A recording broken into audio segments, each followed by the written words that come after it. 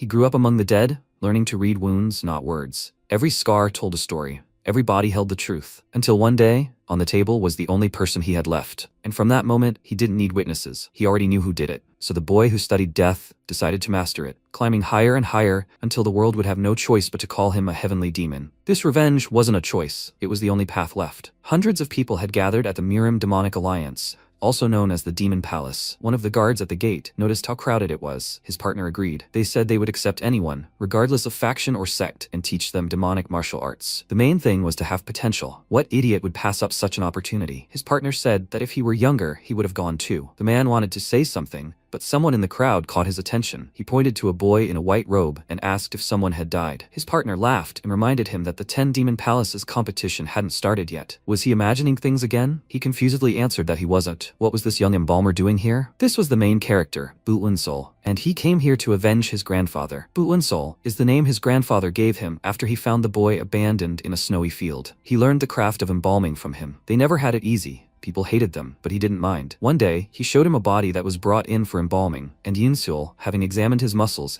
said that he thought he was an expert in a very fast swordsmanship style. His grandfather asked him to explain why, and he enthusiastically replied that his body was thin, but the muscles in his legs were very strong, especially in the front of his shins. Most likely, this was due to the swordsmanship style he used. His grandfather patted him on the head and praised him. Heaven itself had bestowed upon him a talent for embalming. Looking at his smile, MC was very happy. No matter what trials he had to endure, his grandfather was always there. Until that day came. They went to bed as usual. It was a quiet, peaceful night. But then suddenly a gust of wind swept through the bamboo forest. This didn't escape the watchful old man's attention.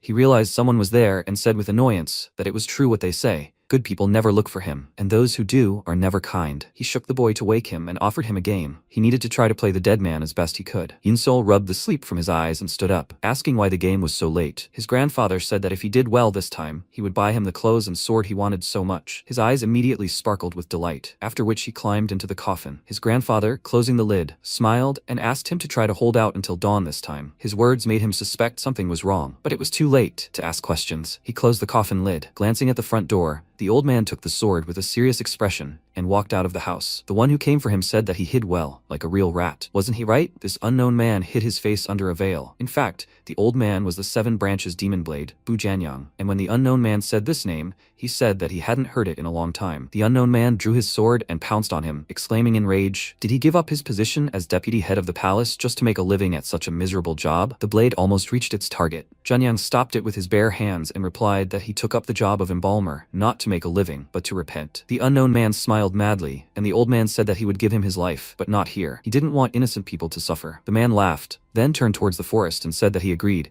but he shouldn't even think about trying to escape. Janyang obediently followed him. Time passed. The MC pushed the lid off and climbed out of the coffin. He couldn't stand it any longer. He really wanted that uniform and sword, but it was too cold here. Seeing that no one was in the house, he looked around and wondered where he had gone. He was usually waiting for him when they played this. Had the performers really called him again? Because they were embalmers. These guys didn't even consider them human. He threw open the door with displeasure, and his eyes widened at what he saw. The ground in front of the house was cut up, as if someone had been fighting there. The night was quiet, but suddenly he heard a clanking sound coming from the bamboo forest and suspected something bad. Nervously swallowing, he ran toward the sound. After running for a while, he slowed down, caught his breath, stared at one point, and tears began to gather in his eyes. Up ahead, under a tree, sat his grandfather, without eyes and arms. He immediately called out to him and ran closer to him, panicking and asking who did this to him. Janyang asked, is it him, Yonsol? He confirmed it and asked through tears, what happened here? The old man didn't let him finish and said that he was sorry. He thinks his time has come. If he dies, he shouldn't give up the embalming business. He couldn't finish because he started coughing up blood, making the boy worry about him. He asked him to stop talking, but Janyang refused. He ordered him to listen to him carefully. He shouldn't even think about avenging him. MC was immediately overcome with rage and shouted that he would never forgive those who did this to him. He burst into tears even more and said that otherwise,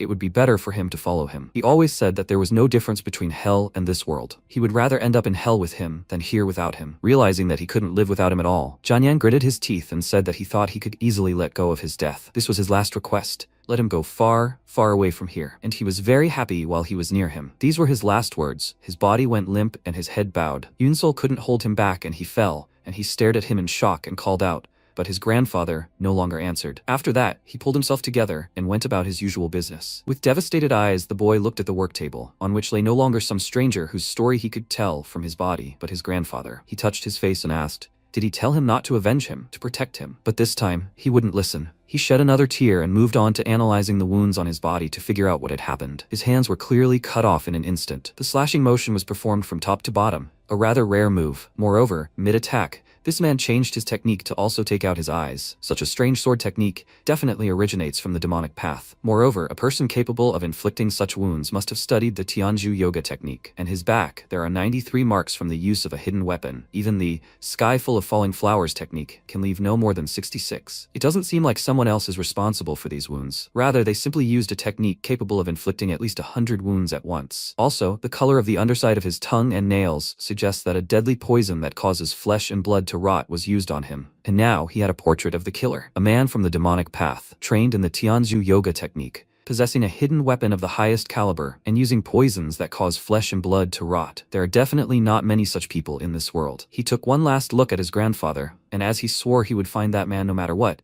his eyes turned bloodshot. He now shed a tear on the document the guards had given him. He wrote his name and the clan he belonged to, the Janyang clan. Seeing what he had written, the man wondered, what kind of clan is this? It seemed the boy had come here and was frightened when he saw the life and limb liability waiver papers. He called out to him angrily and told him to get out of here if he wasn't going to put his fingerprint. But seeing the grim, determined expression on his face as he bit his finger until it bled, he fell silent and was surprised. MC put his fingerprint on the paper and thought that when his grandfather died, his life had fallen apart, and he had no choice but to embark on the path of revenge. And this competition would be the beginning of it. The battle between the two forces controlling the Murim, between the orthodox and unorthodox sects, raged for years. The orthodox sects, thirsting for justice, were led by the Murim alliance. The unorthodox sects centered around the demonic palace, which worshipped exclusively power. For a long time, a balance was maintained between them, but the orthodox sects desired greater achievement. This led to the creation of 18 martial arts masters, known as Masters for the Greater Good. With the emergence of a new threat from the Murim alliance, the demonic palace also decided to refine its powers. This is how the demonic masters were elected. Regardless of their previous employment, the palace selected 10 geniuses and trained them in the martial arts of the 10 demonic sects. It was this proposal put forward by the demonic palace that caused many youths to gather in one place, including Unseal. Inside, he saw a wide variety of young warriors, but he felt an imposing aura from only a few, and among them, there was surely someone related to his grandfather's killer. This killer possessed a level of skill he could not even imagine. To take revenge on such a person, he himself must become a martial artist. But now, with absolutely nothing, becoming one of the 10 demonic masters was his only chance to quickly increase his strength. Admiring sighs were heard from the youths as a rather large man walked out to them, accompanied by his subordinates. He shouted loudly and energetically that his name was Onhyo Creon, the chief instructor. Everyone called him the Golden Dagger with bloodshot eyes, and upon seeing him in person, the children were delighted. He said that 10 geniuses from various demonic sects would be selected in this place. Only those who pass all the tests they had prepared will be able to become candidates for one of the 10 demonic masters. His loud voice put pressure on the boys. One MC stood calmly. The instructor waved his hand, and the men behind him stepped forward. He said that the martial arts masters of the demonic palace would examine their physical abilities. The boys immediately began to protest. Was this a test? What about the competition? The masters began to roughly grope them, then tell them where to go. Yunsol thought that if they were satisfied with his condition, he would move on. Do they pay attention to physical ability? It was his turn. A man named Jingok approached him, placed his hand on his shoulder, and squeezed, after which his face immediately turned surprised. This boy is simply in a terrible state. Honestly, he's already shocked that he even participated. However, that look, that intent to kill, was impossible not to feel. He coughed awkwardly into his fist and walked away from him, thinking that despite this fact, he still couldn't let him pass. MC watched him go and thought that this was expected. All he had learned so far was to care for the dead. He would never pass a test like this. He felt his shoulders and thought that this was definitely not the end. As soon as the testing was finished, the head instructor announced the end of the first test, and Unchong shouted that this was unfair. If physical ability was important to demonic masters, why hold competitions at all? It was unfair. The man smiled and asked, "Is it unfair? When it comes to learning martial arts, bones are the most important detail." This test was aimed at weeding out those who would not be able to learn their arts, and he dared to complain without passing even the most basic test. The boy said that they should at least get a chance, and then the instructor's eyes lit up with gold, and he brought down a strong pressure on him, forcing him to fall to his knees, and told him not to worry. In the second test, he would choose those who could train even without a worthy body. After announcing the start of the second test, he walked towards the palace and turned to them one last time, saying that from now on, they must fight each other and survive. The test will end when the last one remains. The young men became nervous, and one of them asked, "Do they really have to kill each other? But they are all on the same side." Unchong took his weapon and sighed in irritation, looked around at everyone present and thought that this was only for the best for him. He glanced at the two boys, Unseol and someone else, and thought that if he had to kill someone, he would start with him. Immediately after that, he jumped up with a smile and threw a spear at him. Seeing this, MC was momentarily scared, but fortunately it was not flying at him. The spear pierced its target completely. Eunchang smiled and said that it had finally happened. Today, he would be able to kill him. The guy he hit, Hyokryon, grabbed the spear and hissed his name through clenched teeth before falling unconscious. His blood splashed on Unseol's face, and immediately afterward, the other test participants exclaimed in fear that he had actually killed him. The MC meanwhile carefully examined his body. He aimed between the ribs and hit precisely at the heart. He may have a weak body, but his agility and reflexes were impressive. Eunchang roughly pulled the spear from his body and said that anyone who wanted to end up like this idiot should attack. He would kill them all. Hyokryon noted that this was a good initiative, but useless. Overall, he expected the place to be full of trash. Jinggak agreed with him and thought that in a situation like this, showing off your danger was like painting a target on your own back, but it would still get the others moving. The boys were nervous, unsure what to do, afraid that if this continued, they would die. So one of them took action, turning to the boy next to him and striking him with his sword. When his lifeless body fell, he took a step back in shock and dropped the sword, quietly saying that he didn't mean to. Eunchang took advantage of this and struck him. The instructor, watching the carnage unfold, thought that the less accustomed these kids were to death, the easier it would be for the fear of death to paralyze their minds. Then, he noticed something interesting and chuckled. Noticing what had caught his interest, Jinggak also smiled. Now Eungang and Eunseol were standing by the wall, and the instructor noted that there were some interesting specimens among them. They both simply waited for most of the participants to die. Watching the fight, MC thought they were all fools. Fearing death, they completely turned off their heads. The golden dagger with bloody eyes said that the test will end when only one survives. So the point is not about killing, but about surviving. He decided to get busy and examine the wounds on the bodies, and thought that if he calmed down and did not lose his sanity, he could cope. He would definitely survive. Meanwhile, the fight continued. The guy wielding chains killed another guy, and seeing Eunseol thought, what happened to that guy?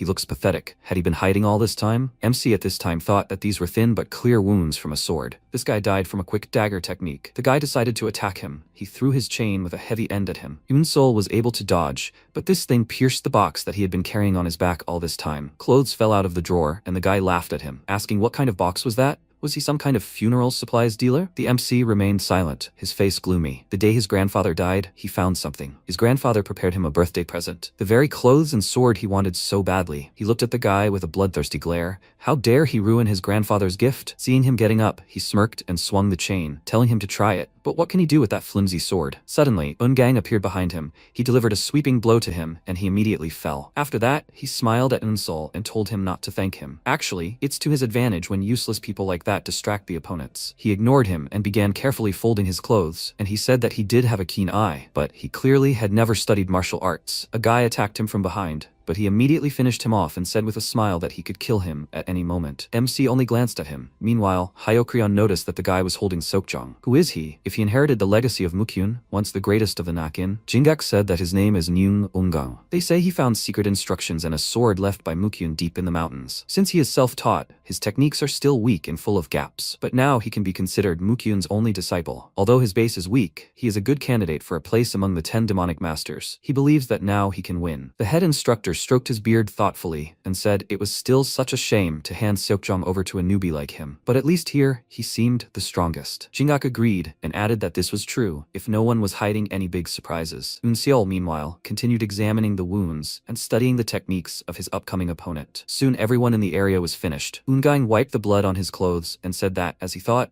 he was the last one left. If he killed him, he would become a candidate for one of the 10 demonic masters. He beckoned him with his finger and told him to attack. But MC was in no hurry. He thought this guy was the strongest of everyone here, but he had already figured out his weakness while examining the bodies. He took the sword and confidently walked towards him, and he said that they would finally see what he was capable of. He rushed into the attack without thinking, landing multiple blows that Eunseol tried to dodge, but he wasn't always successful. He chuckled and exclaimed that all he could do was clumsily dodge. It was a miracle he'd lasted this long. Jinggak thought that at first glance it might seem like he was panicking and couldn't control himself, but if you look closely, you'll see that at the end of each enemy strike, he moves slightly, avoiding fatal wounds. Could it be that he memorized the enemy's attack pattern from examining the corpses of other people he'd killed? What amazing powers of observation he had. MC caught his breath and said that his sword was so pathetic. After all those attacks, he couldn't cut off anything more than scraps of flesh. The guy was indignant, and Jinggak nervously clenched his fist, wondering if he was provoking him. He was really good at dodging attacks, but a successful counterattack was a completely different matter. In this state, it would be difficult for him to attack properly. Ungang smiled maliciously and said that he had planned to let him live a little longer, but this arrogance was driving him crazy. Did he want to die quickly? He pounced on him in a rage, shouting that in that case he would help him,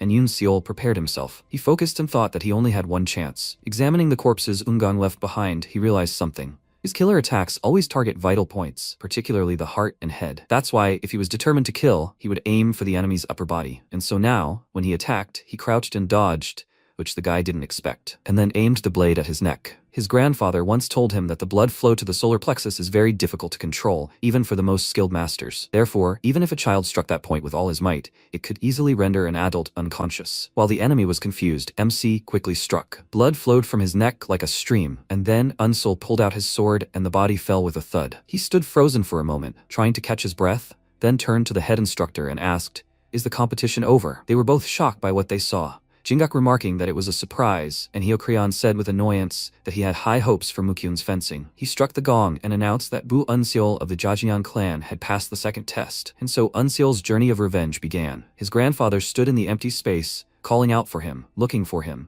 and he joyfully ran to him and called out to him, saying that he was here. His grandfather, confused, said that he didn't see him. MC ran up to him and, catching his breath, asked with a smile, "What did he say?" At that very second, his eyes widened in horror. His grandfather turned to him and repeated that he didn't see him. Seeing his empty eye sockets, Insul was so frightened that he immediately opened his eyes and let out a short cry. He stood up and saw everyone looking at him. Hearing the sound of water outside and feeling a slight shaking, he realized they were now on a ship. Was he unconscious then? Well, he still lost a lot of blood. The injuries were quite serious, but now he barely felt any pain. Did the Demon Palace deploy some famous healer? In any case, all these people are very well built, and some of their faces are even familiar. Are these the ones who passed the first test? Seeing his gaze, one guy smirked, and the others turned away. He sighed and thought about their disdainful looks. However, this was an entirely expected reaction. The hatch opened, and the instructor's voice came from the deck, telling them to get out. They had arrived at the site of the next test, the Hellish Path. The ship docked at the rocky shore. The instructor descended and welcomed them all to Hell, telling them to follow him. He led the children deeper into the island, to a whole cave system, and said that they would be living here. They were to hand over all their clothes and weapons, change into what they were given, and take the prepared swords with them. Then the choice was theirs. They were to choose any cave and enter it. They scattered around the area. MC quickly looked around and walked along the caves. The children leisurely examined everything, while the others had already begun to argue. A girl said discontentedly that she had noticed this cave first, to which the guy replied that this couldn't be true. He had arrived here first. The guy approached them and told them not to quarrel. There were plenty of good caves here. Yoon Seol thought that all these people had no idea what had happened in the second test. They had completely lost their sense of urgency. Many of those who had passed the first test were dressed quite luxuriously. Are they all heirs to noble families? It seems the first gathering point was created solely to weed out those who are likely to die the fastest. He was distracted from his thoughts by the instructor's voice, which suddenly appeared behind him. He still hasn't decided? He shuddered and turned around and Jingex that he was being very slow. Now is not the time to wander around. He thought that he assumed this, seeing his gaze, but he didn't expect him to survive the second trial. He is curious what choice he will make now. He told him to choose a cave quickly, since time is short, and MC pointed to the cave in front of him, saying that then he will go to this one. The entrance was narrow, and there was some kind of puddle on the ground.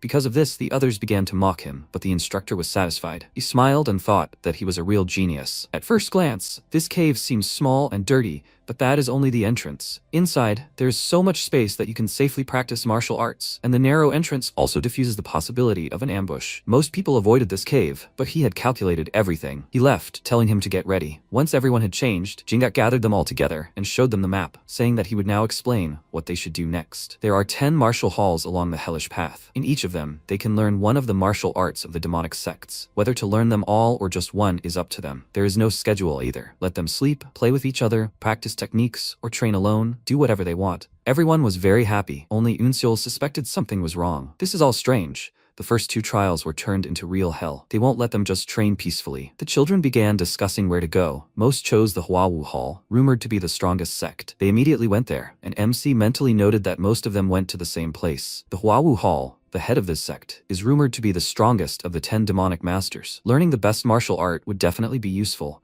but he hadn't learned anything yet, so for now he should focus on unadvanced techniques. He selected a location on the map and headed deep into the forest, There he found a flimsy house and wondered, is this really a martial hall? The Nanya Pavilion is a fallen sect, barely recognized by other masters, but it maintains its position only by producing many great warriors. His grandfather once told him about the world of martial arts. He decided to train here, and suddenly, the ground beneath his feet began to shift. He turned to check, and at that moment, a man's head emerged from the ground in front of him. He asked, "What is this?" He asked, "Has he come here to become one of the 10 demonic masters?" It was the master of the Nanya Pavilion's secret hall, Sao. Unseol was quite surprised by the master's unusual appearance, but he quickly composed himself and folded his hands in a respectful gesture, saying he had come to learn the martial arts of the Nanya Pavilion. The man carefully looked him over from head to toe, assessing him, and then told him to go back before he died. He had no intention of teaching anyone martial arts, especially someone as frail as him. MC said he had heard that mastering the Nanya Pavilion's martial arts could grant one the most powerful life force in the world. Sao began to retreat underground and remarked that he was well versed in their martial arts. But even true geniuses struggle to master the true techniques of this hall. Their techniques originate in the restructuring of the body. In his current state,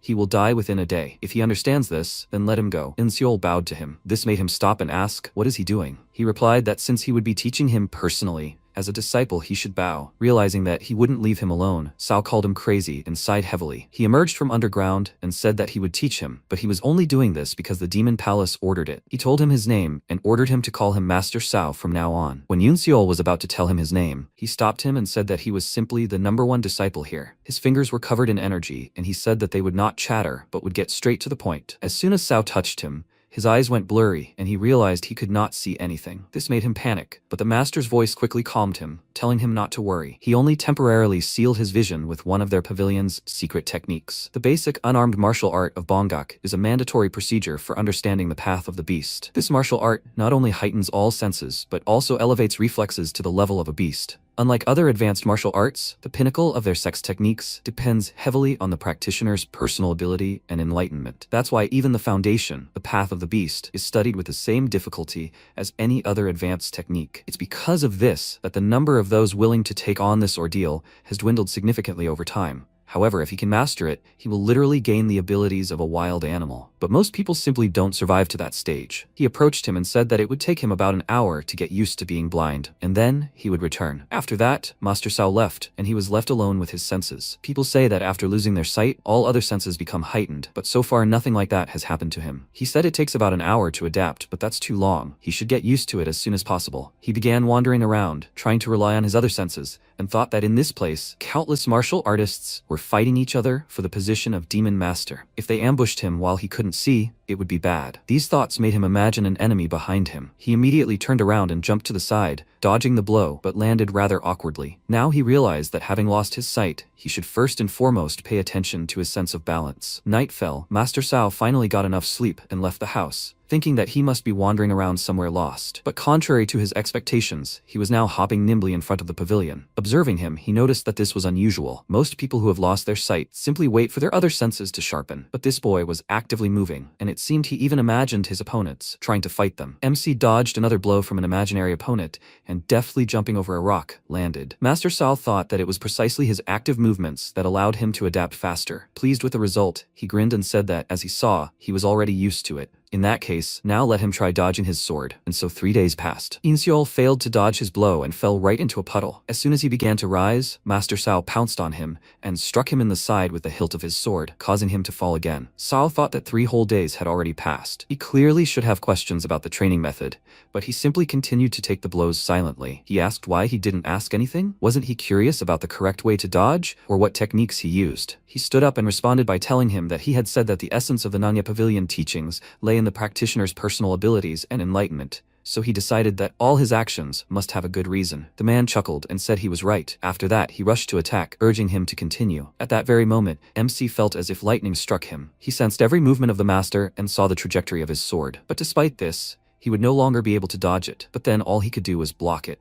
A loud clang of steel rang out, their swords clashed, and Yunseol looked straight into the surprised master's eyes. He thought, did he just block the silent sword technique? And such a result in just 3 days? But the blow was strong. MC was thrown back and fell. After that, he thought, is it really so difficult to even block it normally? The instructor threw him a bottle and told him to drink. He felt the bottle and thanked him, then took a few sips and realized it wasn't water. His body suddenly felt energized, and it was as if even all the lost blood had been restored. What was this anyway? The man watched him closely. watching every sip. This was water from the divine spring, which he had treasured for as long as he could remember, but he didn't regret giving it to him, because he had finally met the one he had waited for his whole life. This was the most precious, uncut diamond in the martial arts world. A new day had dawned, and the blind training continued. Yoon-seol parried several of the master's blows, not missing a single one. Suddenly, Sao smirked and swung his sword, telling him to take another blow just like that. MC stepped back, dodging the blow, but that wasn't all. Suddenly, the master appeared behind him, and he immediately followed the trajectory of his sword and blocked the blow. It was over. He caught his breath and thought, why isn't he attacking anymore? Master Sao suddenly laughed loudly and said that he never thought he'd finally meet the genius he'd been waiting for his whole life. After that, Yoon-seol's eyes gleamed, his vision returned, and Master Sao delightedly placed his hands on his shoulders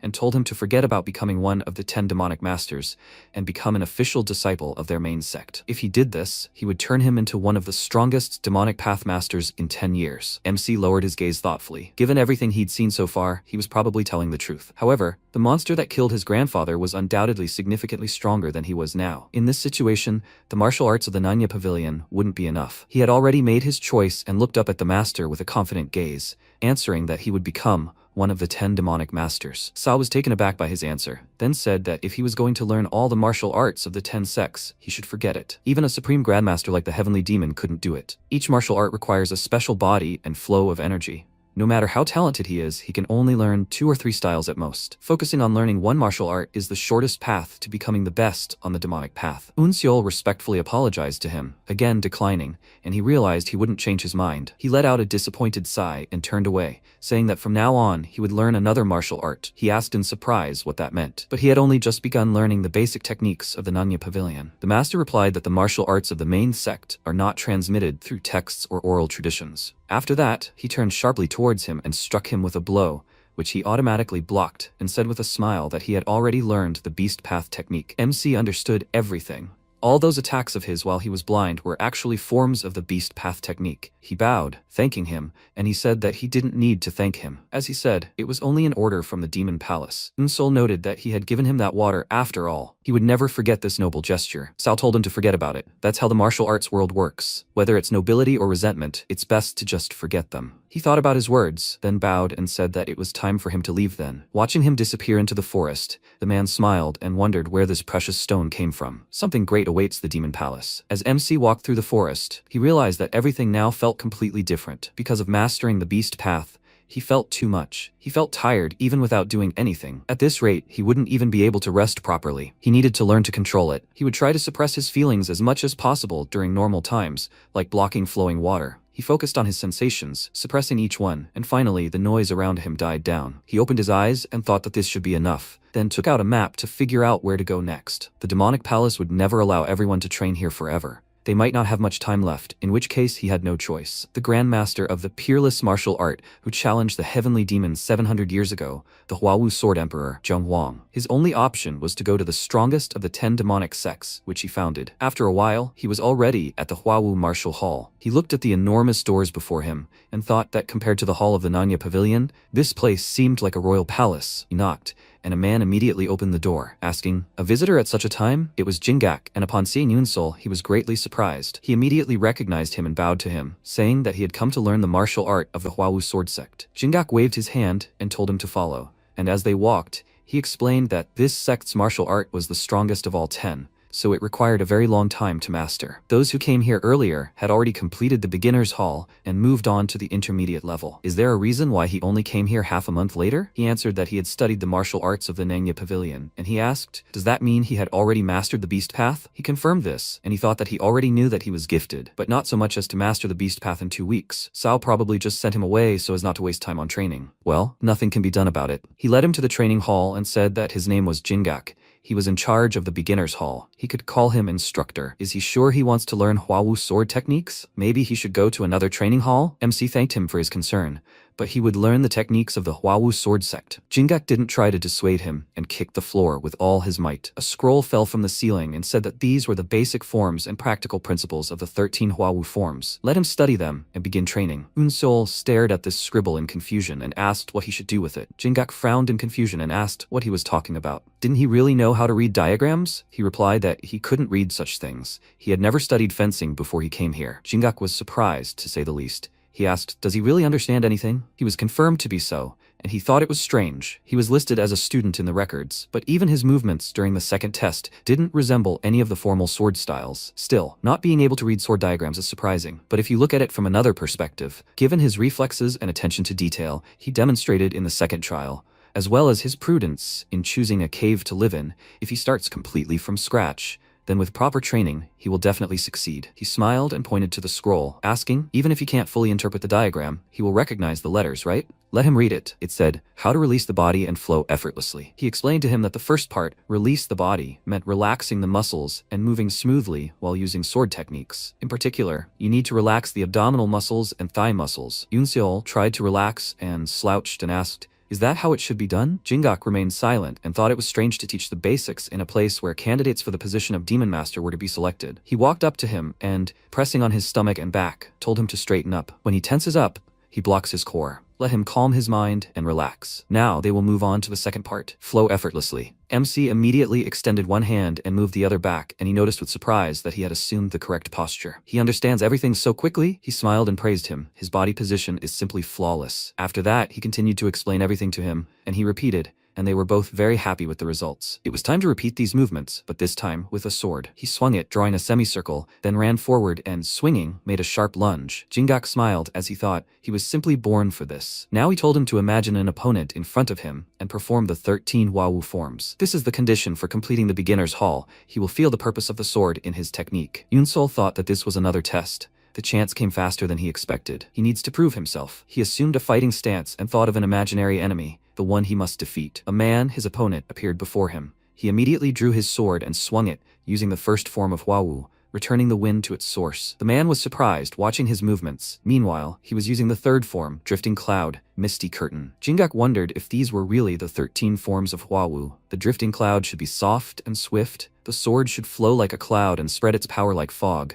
But the version this young man was showing was incredibly sharp. Could he be deliberately changing the forms? But usually, no one below the level of a grandmaster would dare to repeat such a thing. Moreover, this adapted form carries such a killing intent, as if aimed at the person he thirsts for revenge for a loved one. It's simply an incredible sight, the Hwawu technique, renowned for its righteousness even on the demonic path in such a sophisticated form. What secret is he hiding? At this moment, MC became nervous and noticed that something was wrong. The trajectory of his sword was changing due to the position of his fingertips. Could this really be the influence of the beast path? The higher he climbs the Hwawu forms, the clearer the imprint of this technique becomes. But no matter how much he wants to, he will not fully comprehend the forms, and even if he does, it will no longer be the 13 Hwawu forms, but a completely new style. He needs to strive to perform the original form. As soon as he tried this, his eyes turned bloodthirsty. His opponent became that unknown person, the killer of his grandfather. At the sight of him, emotion immediately overwhelmed him. He gritted his teeth in rage and lashed out, using the 7th form, overturn the seas, cross the 4 oceans. But the stranger dodged his blow with a mocking smile, and he thought he was so fast. He struck so quickly and dodged them just as quickly.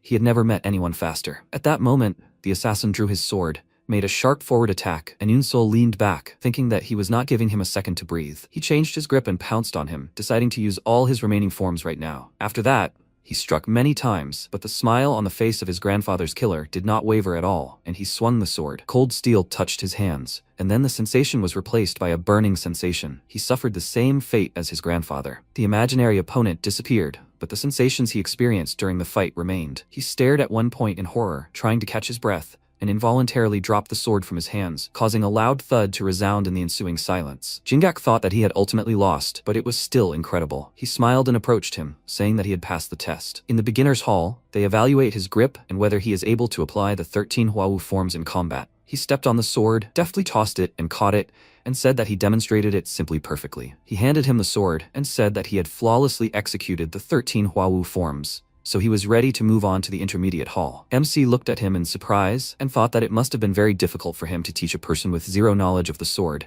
and yet he took it on, walking him through each stage. He folded his hands in a respectful gesture and thanked him for everything, and he asked him to continue training so hard. His face suddenly became serious and he said that his sword carried a clear killing intent. He should be careful and not let this desire consume him. Yoon-seol thought about this, after which they said goodbye, and Jingak thought that now he understood. He really had mastered the path of the beast in just 2 weeks. It seemed that due to his unique learning speed, he also finished the beginner's hall earlier than expected. At first, he doubted whether he would even be able to reach the middle hall, but now he was confident that even the middle hall instructor would definitely notice his potential. Meanwhile, MC entered the middle hall, where classes were already in full swing. Instructor Chan Ungwan gave him a displeased look and said that he didn't know who he was, but they had no space, so he should leave. Judging by the looks of it, he had just finished the beginner's hall. If it took him more than 20 days to learn the 13 Huawu forms, then with such abilities, he's just wasting his time here. Ian Seol bowed and told him that he was late, because he spent the first 2 weeks in the Nanya Pavilion Hall. Ungwan arrogantly asked, does he mean to say that he finished the beginner's hall so quickly? And he didn't believe him, thinking that he probably just couldn't master the way of the beast and fled from there. He said that since he did finish the beginner's hall, he should go to the center of the hall and sit down, although he wasn't sure if he could catch up. When the MC took his seat, the instructor explained to them that the Huawu sword sex techniques are a martial art consisting of quick movements. Therefore, if they aren't proficient with the sword, they can end up injuring themselves. Therefore, their sex techniques are difficult to use in real combat. And yet, it's only a basic swordsmanship style, nothing more than part of the process. So he won't look at victories or defeats, but at how well they wield a sword. He asked Bae Kansung, who was sitting next to Unseol, to come forward and choose an opponent for a duel. He stood up and asked with a sly grin, can I choose anyone? The instructor confirmed this, and the boy pointed to Unseol, saying that then he would choose him. Unwan wanted to object, but the boy cut him off, noting that he himself had said he could choose anyone. The instructor irritably called him an idiot, and asked what kind of fight he was planning to show him with someone who had just arrived at the beginner's hall. Let him choose someone else. MC said he didn't mind. The instructor didn't hear him, and he stood up, declaring that he accepted the challenge. Instructor Jingak had taught him swordsmanship in the beginner's hall, so he thought he could learn faster here too, crossing swords with someone else. The instructor remained silent, and wondered if he was trying to defend his pride with the skills of a single beginner's hall. He decided not to object and sighed heavily, then pointed to the weapons rack and said that being able to measure one's own skills was worthy of a martial arts master, and he hoped his skills would justify his presence in the intermediate hall. MC took the sword, and Hansen grinned, thinking that this was such luck. There were so many cute guys around that it was hard for him to stand out, but if he dealt with this brat properly, he would strengthen his position. They stood opposite each other, and he said that he had no shortage of courage, but with only fighting spirit and pride, he would not survive in the world of Murim. As soon as the instructor announced the start of the fight, the guy with a sovereign smile on his face walked towards Yoonseol and swung his sword, and he ducked, dodging his blow. He exclaimed that it impressed him, and then delivered a flying strike, which Yoonseol immediately blocked. Noticing how his hand was shaking, Hanseong's confidence in victory increased, and he thought that he felt this awkwardness in his fingertips. He really was a complete beginner. He laughed, calling him a clumsy idiot, and said that he would show him how Huawu techniques work. He swung his sword, used his first form, and laughed loudly again, but this time, MC showed him something that made him nervous. He easily dodged all of his strikes, which made him take the fight more seriously. Ungwan thought Hanseong's swordsmanship was pathetic, but then again, that boy wasn't dodging thanks to speed. Those movements were almost predictable. Could he really have mastered the way of the beast? Although it's said to be the basic martial art of the Nanya Pavilion, in reality, it's the hardest martial art, mastered only by great masters. No matter how gifted he is, it's impossible to master all of this in 2 weeks. He loudly stamped his foot, drawing their attention, and told Unseol that if he only dodged, he wouldn't be able to appreciate him. He seemed to have already said that this duel was aimed at testing their swordsmanship, not their instincts and reflexes. The MC immediately stopped and focused, then delivered the first blow, which greatly surprised the other students, who saw Huawu techniques in his movements. Hansung dodged his blow and grinned, asking, so he can use forms too? One of the students noticed the difference, and surprised, thought it was something completely different. At that moment, Hansung began to mock Unseol's techniques, saying that he could demonstrate them with his eyes closed, but at that very moment, his sword flashed right next to his face, cutting off a clump of his hair, and he was startled. He wondered what that was. Are these exactly the same techniques they were learning? Had this idiot deliberately hidden his skills to make fun of him? Does he want to get the instructor's attention and advance to the next room? He felt a ton of eyes on him, and thought that at this rate, he wouldn't be allowed in. He gritted his teeth in rage and shouted that he would be moving to the advanced hall, then used the Asura sword technique, the blood-stopping strike. Ungwan thought it was a killer move from the Asura sect. Well, he didn't say to use only Huawu techniques, but this guy didn't lose his balance even in this situation. He increasingly doubted that he was incapable of learning the beast path. At that moment, Hansong noted that he was very good at dodging, but now he was definitely finished. Noticing his stance, the instructor became worried, and he pounced on Unsol with the Bloodwind technique, destroying the moon. MC quickly changed his grip and delivered a strike that shocked everyone in the hall. It was the 13th form of Huawu, an extreme martial art without a beginning. With this swift movement, he struck his opponent straight in the chest. Blood started flowing from his mouth, and then he fell unconscious to the floor with a loud thud. The MC glanced at him, and everyone else's mouths dropped open in surprise, wondering if he was dead. Yoonseol put the sword back, and the instructor walked up to the student and realized that he was dead. The blow had hit a vital point. He asked Yoonseol if he was a former student of the Nanya Pavilion. He told him that he wasn't, and he asked if he really meant to say that he learned the way of the beast in half a month. He told him that he was only taught the basics, and he chuckled, saying that it seemed like the Nanya Pavilion primarily taught its students to lie. Unsol wanted to explain himself, but the instructor told him to stop making excuses and get it out of there immediately. Meanwhile, the other students were shocked. How could he kill a man right during a routine sparring match? Shouldn't he be punished? Eunguang gave them a stern look and told them not to confuse this place with a real martial arts hall just because of its name. They mustn't forget that they were in hell, and if they used a killing technique, they should be prepared to die from a counterattack. Now the test will continue. He began calling 2 students at a time to spar with each other and evaluate their swordsmanship. When he finished, he said that they had all failed the test, so they should leave this place and find another martial arts hall. One of the students excitedly said that this was only one test. If he gave them another chance, they would pass. The instructor sternly said that it was impossible. They could pass the beginner's hall thanks to good physical ability, but in the end, to master the Hua Wu sword technique, a person needs the talent of a martial genius who will surpass the limits of his own body through incredible effort. They failed precisely because they were incapable of such a thing, and now let them go. They all left, only Unsol remained in the hall. The instructor, confused, asked why he wasn't leaving, and he asked if he needed to too. He confirmed it. After all, he had won the duel and passed the test, so now he could ascend to the advanced hall. But Unsol decided to stay here, causing the instructor to be confused and ask the reason. He replied that he had only learned the 13 Hua Wu forms so far, and hadn't learned anything in the middle hall. Eunguang noted that he had learned the way of the beast and then repelled the chaotic style of the Asura sect. And he still says he hasn't learned anything? He confirmed this, and the instructor chuckled, saying that he agreed to teach him. He would teach him the Byokro sword technique, which follows the 13 Hua Wu forms, but he despised those who used tricks just to impress. If he saw even the slightest hint that he had studied swordsmanship beyond the Hua Wu techniques, he would immediately behead him. 4 days passed, and the instructor was shocked. Just now, watching Unseol's movements, he thought that he had been training him for 4 days, and had studied him from every angle, but his swordsmanship foundation was practically zero. To think that he had really barely begun to learn swordsmanship, but his determination was simply incredible. He gave everything in every movement, as if he would die if he didn't learn. Now he understood how he had mastered the way of the beast in just half a month. At this time, Inseol used the Byokro sword technique, Extreme Lightning Strike, but right in the middle of performing the technique, the instructor ordered him to stop. He immediately froze in place and looked at him in confusion, and the instructor said that he could stop. It seemed that he had already grasped the essence of the Byokro sword technique. He caught his breath, and the instructor approached him, saying that the Byokro sword technique is a style that requires sharp turns of the body to quickly switch between speed and chainsword forms. Moreover, all the forms are designed for such sword movements around the body that they are literally inapplicable in real combat, and yet he tries to use absolutely every form in battle as if he wants to kill someone. He asked, but isn't that the main purpose of a sword style? Eunguang said that demonic martial arts require the intent to kill. However, the Hua Wu sect has abandoned this mindset, which exists only for killing opponents, in order to achieve greater heights. The intent to kill is in his head. If he doesn't erase it, he will create a sword style that will only bring him harm. Unseol remained silent, thinking he was saying the same thing as instructor Jingak. Eunguang told him that in the past, and still does,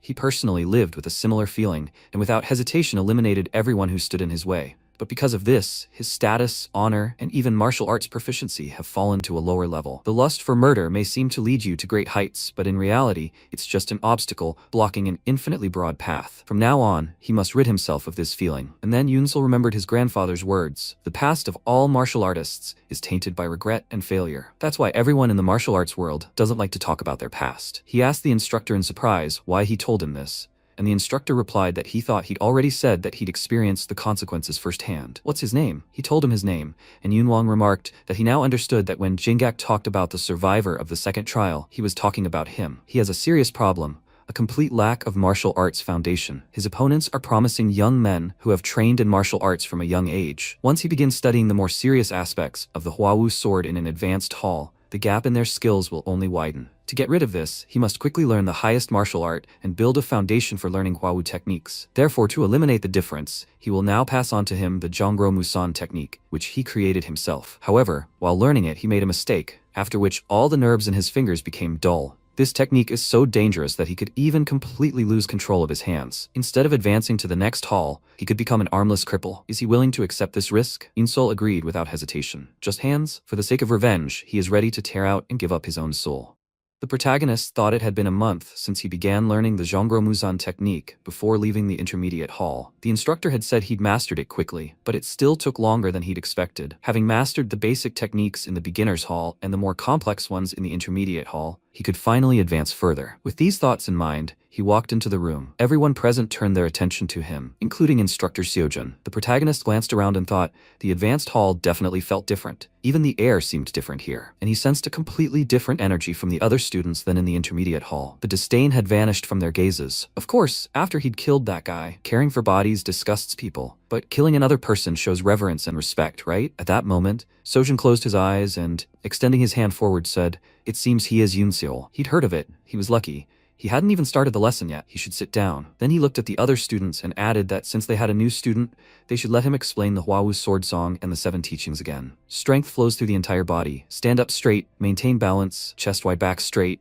Don't overdo it on the first strike. MC thought, I see. All these teachings, without learning the more complex techniques in the middle hall, they simply wouldn't understand it. After a while, Seojun said, this would be the end of today's lesson. Inseol, he should stay with him for a while. In response, the protagonist looked at him silently. After a while, they went out into the courtyard, and Seojun, reaching out to a tree branch, said, no sword shall defeat a sword. A sword means reaching a level where a person can defeat an armed opponent even without a blade. Simply put, with or without a sword, his strength should be unlimited. The next second, he tore off a tree branch and instantly aimed it at the protagonist. He asked him to imagine he was being attacked right now, but his hands were empty. How would he use his swordsmanship? The protagonist looked at him in surprise, and then the instructor added that during his time in the middle hall, the students here had already mastered the first Hwawu sword technique, dazzling yet profound. And now, they had moved on to this line of reasoning. If he didn't understand and figure out what he was asking, he would immediately leave the hall. He should answer carefully. In response, the protagonist closed his eyes and said, if I don't have a sword in my hand, he said. He opened his eyes and, pointing his hand forward, added, I'll use the enemy's sword. He reached for the tree branch, but the next second, the instructor appeared from behind him. He said, a hasty decision. The MC turned around abruptly, wondering why the hell he was already behind him. He frowned and thrust his hand forward again. He thought it was impossible to even try to guess where he'd end up in the next instant. He didn't expect him to be able to keep up, but he didn't think he'd be able to follow his movements. If he doesn't show anything now, he won't be allowed to stay in the advanced hall. Push the beast's senses to the limit, read the direction of his movements. Just once. At that moment, his hand approached a tree branch, and then Seojun directed a powerful energy at him, sending him flying backwards. He fell to the ground, then rose, squeezing his eyes shut. The next second, the instructor placed a hand on his shoulder and, sitting down next to him, laughed loudly. He said he did it, and the protagonist thought he'd managed it, but he hadn't landed a single blow. Why was that? Then the instructor rose and said that starting tomorrow, he would begin learning a new technique. He must be at the training grounds before everyone else, before dawn. In response, the MC bowed and said he understood. After that, the instructor looked at the branch in his hands, and the leaves had fallen from it. He thought, it seems even a wolf cub still carries the danger of a full-grown wolf. Then he grinned and said he was looking forward to it. After some time, the protagonist walked through the forest and thought that classes were over for today. He could rest or cultivate energy, or perhaps explore the hellish path a little. Remembering the middle hall, you never know where a fight might suddenly break out. At that moment, he heard sounds behind him and thought, footsteps? He closed his eyes and thought he'd look. 1, 2, 3, no 4. He turned around, noticing several students, and thought 5. At that moment, one of them folded his arms across his chest and said, Unseol, he's been arrogant since the middle hall. It's time to break that habit. His comrade smiled and added, since he killed first, he shouldn't complain about injustice. The disciple said that the 5 of them were already known as the 5 strongest swordsmen before they came here, the best of the best, so he had to prepare. In response, the MC looked at them silently and thought, no, one more. He took a stance, and the disciples reached for their weapons. One of them shouted, idiot, he wants to test them. The next second, So Jinha appeared behind him and struck him with his weapon, causing the disciple to fall lifelessly to the ground. The others turned around in fear and said, Jinha, and he said, Unseol, we need to talk. The disciples wondered what he was doing here, and he told them to get lost. He wasn't interested in small fry. The others looked at him in irritation, and the next second they turned and ran in the opposite direction. They shouted, damn it, they'll come back to him. At that moment, the protagonist looked at Jinha and, frowning, thought, this guy is strong. Jinha then sheathed the sword and, with a sigh, said, yeah, cowards. He then turned his gaze to the protagonist and said he would ask directly, Unseol. He pointed his sword at him and asked, which side is he on? The instructor had said shortly before that, until now, they had all learned the first Hwawu sword technique, dazzling yet profound, but they could only claim to have fully mastered it when they created their own sword form. Now was the time to look at what they had all created. Unseol, he must perform the first technique. After a while, the MC climbed onto the platform, holding the weapon in his hand. He then sighed, closing his eyes, then frowned, looking forward resolutely, and swung his sword several times, advancing. Energy scattered in all directions, and the blade of his sword left marks on the surface beneath. Seojun looked at him and thought, He's taken the most serious and complex sword technique and transformed it into something designed for killing. Then, he said he could return to his seat. Next, Jinha. The next second, he rose from his seat and walked past the protagonist. The protagonist focused his attention on him, and then Jinha climbed up and prepared to demonstrate. He thought at that moment, Jinha definitely counterattacked him instead of Hyun, as if warning him. In the present tense, he asked, "What does he mean?" He shouted at him to stop playing dumb. He knew that not everyone here had gathered to become one of the demonic masters. He thought, if you think about it, even though this was an incredible opportunity to learn the art in 10 sections, there was literally nothing required to participate. In that case, this opportunity also becomes a trap for unwanted people. The protagonist then put his hand to his lips and asked, "Does he mean to say there's a spy among the disciples?" Jinha frowned, looking at him and thinking, judging by his expression and voice, he's not lying. He then sheathed his sword again and sighed, saying, "So it wasn't him. He was just hoping for some fun." Then he turned around and added, "Well, he shouldn't raise his head in the training hall and should be a good boy. If he continues to get on his nerves, he'll get rid of him." With these words, he seemed to look at him and then walked forward. The protagonist watched him go and thought, a spy? It seems he still doesn't know much. He guesses it's because he's been putting all his effort into studying the arts of the Nanya Pavilion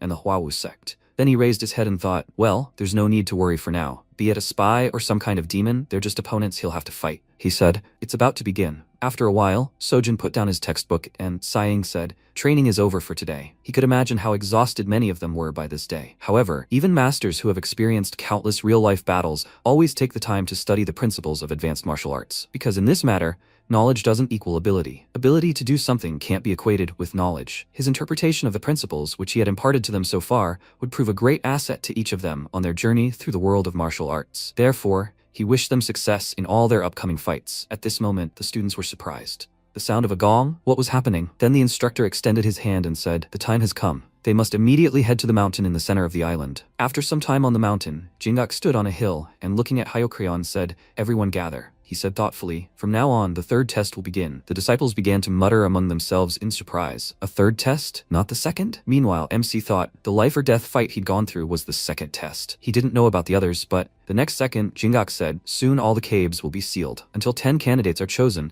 they won't be able to return to this one. Therefore, they must prepare everything they need in advance." Then one of the disciples raised his hand and asked, "By what principle will the candidates be chosen?" Jingak said, "This," and Hyokrion said, "A pathetic disgrace of the demonic path, idiots." He pointed to the side and told them to kill each other. They kept killing until there were only 10 remaining. Did that make sense? The others looked at him in confusion, and then he smiled and added that they should hide in the shadows or avoid combat. The choice was theirs, but it wouldn't help them. Over time, the restricted area would shrink, and those who remained in the forbidden zone would be killed by these ghosts. At that moment, the protagonist frowned and thought, their murderous aura reaches even here, true masters with incredible skills. Then one of the students asked if they weren't allowed to attack the ghosts. Yeokrion laughed loudly and shouted that if he wanted to be among the top 10, he had to deal with something like this. Of course, they could engage them in combat, even kill them if they had the strength. If they killed one of the ghosts, they would immediately take a place among the 10 selected candidates. The protagonist thought, this means that killing one single ghost is more difficult than killing a bunch of people here. Then Hyokrion added, they must remember, they can group up and set up ambushes. They don't care. As long as they can kill, they must use any means necessary. He clenched his fist and shouted, this is the only way they can become one of the chosen ones. After a while, everyone ran forward. MC rushed forward and thought that he needed to move quickly. He had already attracted too much attention from the other students. If he didn't get out of here, he might fall into a trap, just like that time. First, he would go to a safe place, and for him, this was definitely it. After a while, he ran up to a building and, stopping abruptly, thought, the ground feels different. He put his hand on the ground and thought, this. He quickly looked to the side and thought that someone was coming. He sensed 3 figures, and then noticed Gum Chul-young, who extended his hand from the bushes and asked him to save him. These idiots have attached themselves to him and are trying to kill him. At that moment, the protagonist drew his sword from its sheath. Chul-young, emerging from the bushes, shouted that if he helped, he would be in his debt, and the protagonist thought, a trap? No, the wounds were real. Only 3 pursuers, and they had teamed up. He didn't want to get involved in this, but it would be problematic if they learned his location because of him. Then he looked at his pitiful face, and the next second lifted his cloak, revealing a hole in the ground. After a while, the students emerged from behind the bushes and, looking around, asked where he had gone. He definitely couldn't have escaped so quickly. At that moment, MC and Chul-young were sitting underground, and then one of the students said, what a jerk. He'll personally finish him off no matter what. Then the student pointed forward and said, he's definitely somewhere nearby. They have to go. The next second, they ran forward, and after a while, the protagonist lifted his cloak and emerged from underground. Chul-young followed him and coughed loudly. After that, they stood up, and Chul-young, smiling, looked at him and thanked him for saving him. Then he looked at the pit and added, if not for him, he definitely would have. At that moment, MC thought this pit wasn't just made to hide. As he thought, Master Sao had prepared it for him. While inside, he felt his senses of the beast path sharpen. The sound of feet stepping on the ground, the sound of swordplay, the sound of every vibration. The situation became so clear to him, as if he were seeing everything with his own eyes. The beast path uses vibrations. He believed he wanted to teach him this. And yet, he looked at Chulyong, and he folded his hands in front of himself and said, that's right, he's Chulyong, from the blood sect. Can he know his name too? But the protagonist silently walked forward, and he waved his hand and said, then they'll go together. When the third trial began, he immediately went into the forest. But everyone kept attacking and chasing him. It was scary. He put his hand to his chest and asked if he didn't mind. Could he come with him? He even hid him, so he felt he could trust him. But the protagonist silently walked on, and Chulyong, smiling, followed him and said that he would consider this consent. After a while, MC put his hand to the ground and said that they would have to go around. Someone was fighting nearby. Chulyong looked at him and, smiling, asked, can you feel the vibrations? How cool. Will he teach him? But the protagonist silently walked forward and heard a voice. They will watch. Even if he has to give up his soul, he will avenge his brothers. At that moment, he thought, revenge, a familiar feeling of hatred. Chulyong looked at him and wondered what had happened to him suddenly. The protagonist walked on and said that the plan had changed. He would join the fight. Chulyong clenched his fist and shouted in surprise, what? After a while, they hid behind a bush until one of the students jumped down from a tree branch. He held his sword out in front of him, but the protagonist held his weapon out, blocking his attack. He was indignant. How had he blocked his killer technique? The forbidden extreme invisibility art? Was he really an assassin too? The next second, the MC rushed forward and swung his weapon, cutting the student down. Then he fell lifelessly to the ground. He thought an assassin's skill concealing their presence. If not for the beast's path, he would have had trouble dealing with it. And at that moment, Chulyong screamed in fear. Blood. The protagonist concentrated and thought, they're still fighting. If he helped him deal with the assassins, would he be able to feel the satisfaction of revenge? At that moment, he noticed the student kneeling on one knee, surrounded by several more students. They were saying, this is the end. They must finish him off quickly. As a sign of respect, he would kill him quickly. Then one of the students turned around in surprise, and at that moment, the MC jumped at them, attacking with his weapon, but the guy held his sword in front of him, blocking his attack, and then he shouted in surprise, who the hell is this? Was he not alone? Then someone jumped on the protagonist from behind, and the student shouted, I just need to kill one more. But the next second, the protagonist suddenly leaned over, causing the student to attack his comrade, and he shouted, idiot. They all rushed to attack the protagonist, and he swung his sword, parrying their attacks. Then another guy ran at him and shouted that he must die. But the next second, drops of his blood splashed on the protagonist's face, and several more attacks were added by the student this group had attacked. He laughed loudly, striking again, and then he said, his revenge, he has completed it. With these words, he fell lifelessly to the ground, and the next second, Chulyong peeked out from behind the bushes and asked, well, are we done? At that moment, the protagonist crouched next to the body of one of the students, and Chulyong came closer and said, Unsol, his skills are simply incredible, but he pulled out a dagger and swinging it, added, even with this, you can't relax. He then struck, but the protagonist with a sharp wave of his hand, parried his attack with his sword, and he was surprised. How? The MC spun around sharply, throwing him back and said, it's all because of him. Because of him, he won't be able to ask him the last question. And he screamed, idiot. What nonsense is he talking about? And anyway, when did he understand everything? And he answered, from the very beginning. He frowned and shouted in confusion. What? He said that the last time they hid underground together, he knew he had plenty of hidden weapons. It was hard not to notice, given the constrained movements of his body. It was as if he were carrying something at waist level. The only reason he hadn't gotten rid of it, even knowing the truth, was very simple. He was interested in watching someone trying to deceive others. He figured it might come in handy in future battles. In response, Chulyong gritted his teeth and said, impossible. He abruptly threw several daggers forward and shouted that he had played a flawless role, but the protagonist easily dodged them. Chulyong wondered what he was feeling while he was close, but still, was he really predicting movements? The next second, the protagonist easily deflected all the weapons flying at him and advanced toward Chulyong, then launched an attack, wounding his shoulder. He jumped back and said, no matter how good his hidden weapon was, it was useless if it was known, right? Chulyong glared at him and ran forward, shouting loudly, but the protagonist dealt several slashes, passing his opponent. The next second, Chulyong fell lifelessly to the ground, and the protagonist closed his eyes, sheathing his sword. Afterwards, he looked at the dagger in his hand and thought that this had been a difficult fight. If he hadn't noticed he was hiding a weapon, he could have been in danger. Then he looked back and thought, the spark of life fading in his eyes. As always, his face filled with an obsession with life. Afterwards, he turned and thought, however, this was different. He crouched next to one of the wounded students and, remembering his silhouette, wondered what it would be like to complete his revenge. When he got his revenge, would he be able to smile as calmly? Afterwards, he collected his weapon and walked in the opposite direction. Meanwhile, the creature spoke. Is that him? Using the Huawu sect's basic sword techniques, which aren't particularly valuable in actual combat, to kill assassins is an impressive feat. However, there are many people against him here. If he doesn't level up, surviving in hell will be difficult. The next day, the protagonist ran forward while a group of disciples ran after him, shouting, "Follow him! He's alone! They can't let him get away." One of the disciples aimed a whip, but the protagonist quickly jumped to the side, dodging it. Several more whips flew after him, and one of them slashed across his back. The protagonist gritted his teeth, and, turning slightly, thought, they won't let go. If he continues to deal with them like this, he'll die very soon. He needs to come up with a plan. After some time, Hyokrion, standing at the top of the mountain, asked what the situation was. Jingok stood behind him and said that out of 86, only 41 remained alive. He put his hand to his face and said,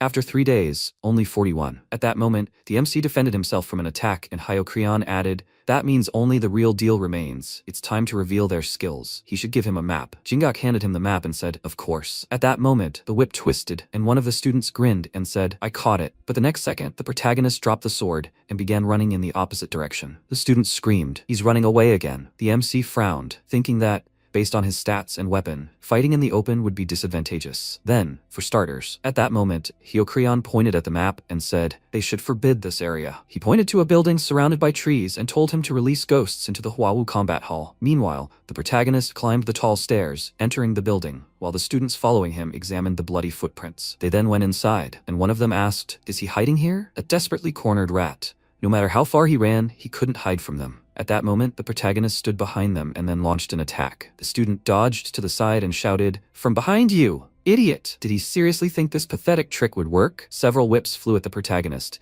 and he began to dodge from side to side, using his sword to block their attacks. At that moment, one of the students shouted, "How did he manage to read all their movements?" The next second, the protagonist swung his sword, piercing the neck of one of the attackers. The others screamed, "Damn it!" The next student swung his whip, but then suddenly looked away and thought, "This place is too much." At that moment, the MC swung his sword and attacked the next attacker, and the remaining one thought, "This guy, he lured them here on purpose." And the protagonist thought, "In this confined space, the White Horse Squad's arsenal is limited. The power of this is significantly reduced, and the direction of their technique variations becomes easily discernible. Moreover, individually, none of them pose a threat. If he deals with them one by one, he can win." At that moment, the next student charged, swinging his whip, but the protagonist noticed it from the side and flew forward, causing the whip to fly through the broken window but still hit the protagonist, knocking him aside. He thought, "Damn," and the whip bounced off the wall. Then the student stepped forward and shouted, "This is their chance." His comrade added, "We need to get out of here." Then one of them let out a loud cry, and then, looking ahead, noticed the obstacle he had hit. Wu Moonchung stood in front of them and asked, "What are they doing?" They weren't planning to escape, were they?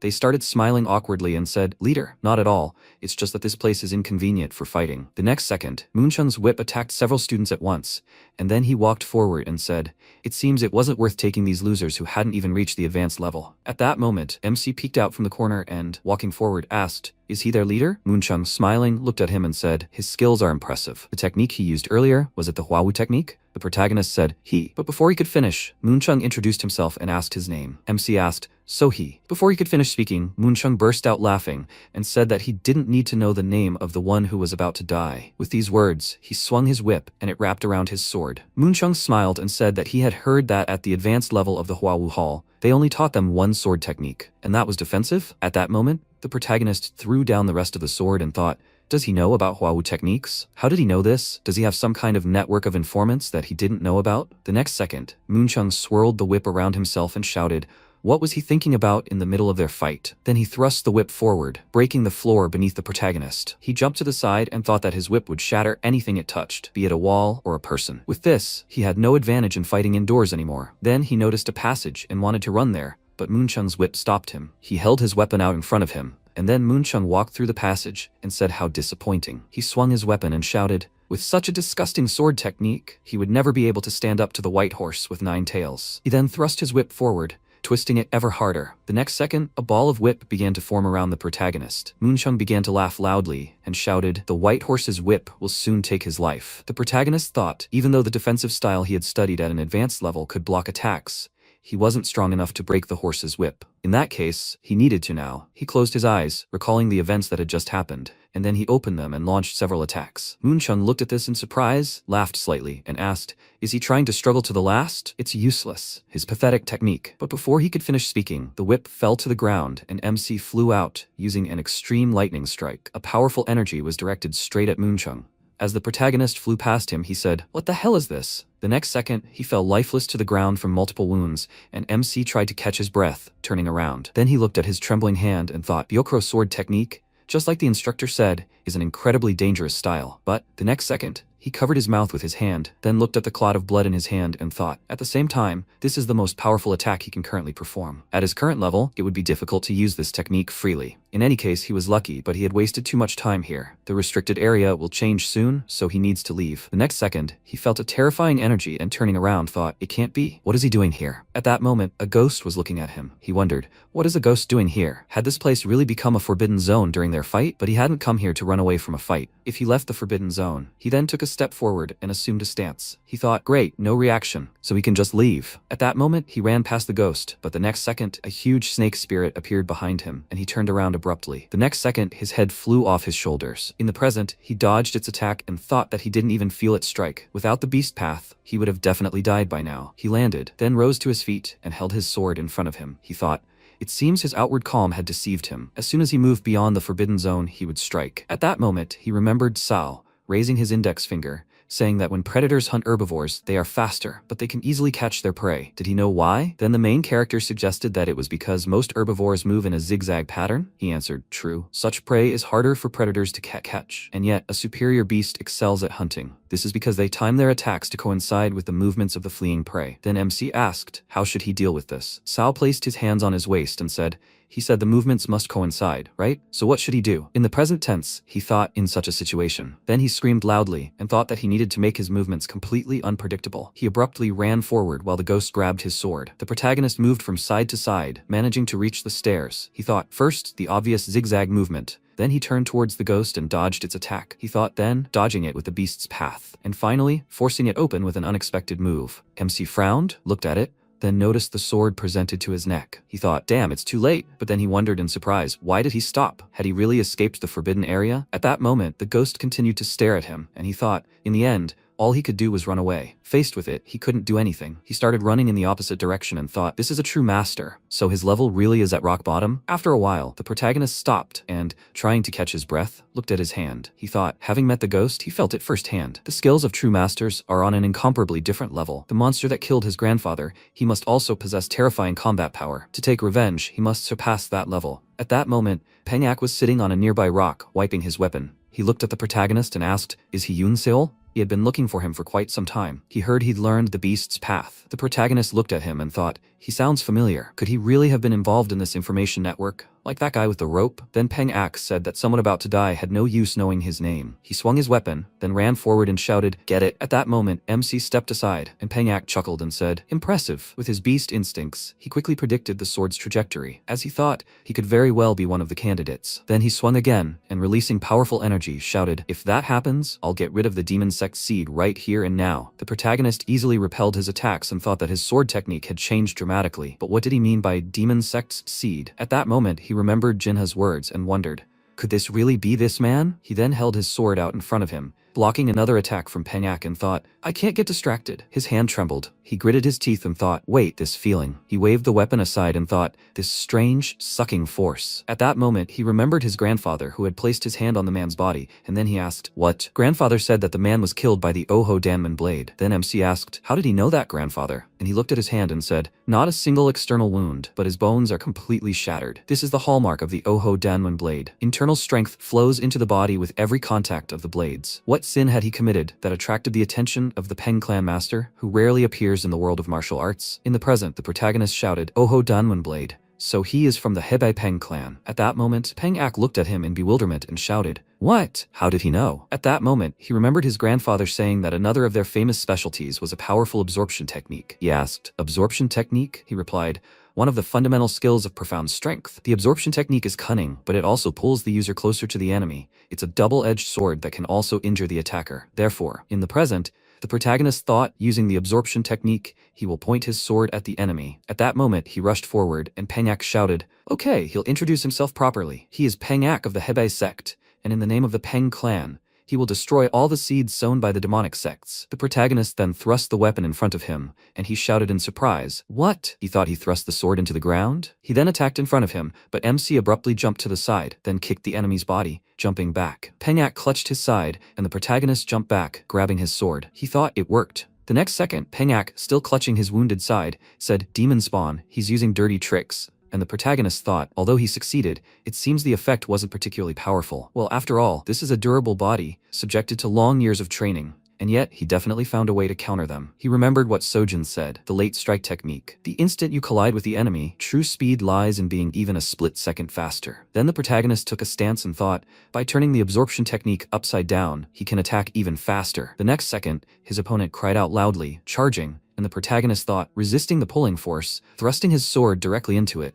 and only slightly changing its direction at the very end. At that moment, he sent the sword straight at the enemy, who looked in surprise as the sword blade cut off several of his hairs and flew past his head. He let out a loud sigh, then jumped back and thought, what just happened? Was he really using an absorption technique? He frowned and thought, impossible. The Heavisect's absorption technique is powerful enough to attract even rocks from afar. Even martial artists can barely use such power intelligently. Some kid definitely can't. He then released energy and shouted, again. The energy aimed at the protagonist, and he swung his sword and thought, useless. The stronger the absorption technique, the faster his sword becomes. He then launched several slashing attacks, hitting the enemy's torso, and he turned and shouted, how much longer is he going to pull this pathetic trick? At that moment, the protagonist dodged his attack and thought the absorption technique had worn off. The next second, the disciple swung his weapon and shouted that he was strong enough without the absorption technique. He must receive. He gritted his teeth, preparing for the blow. The protagonist thought that this was exactly what he had expected. The first Walu sword technique. The blue mystical sword technique. He held the sword out in front of him as Pengek flew past him. The next second, cuts appeared on his opponent's body and he dropped the sword, falling to his knees. He asked, really? The protagonist said, yes. He turned slightly and added, the first Wawu sword technique, the profound mystical sword technique. He thought it was quite dangerous to turn a fatal blow from a defensive technique into an offensive one.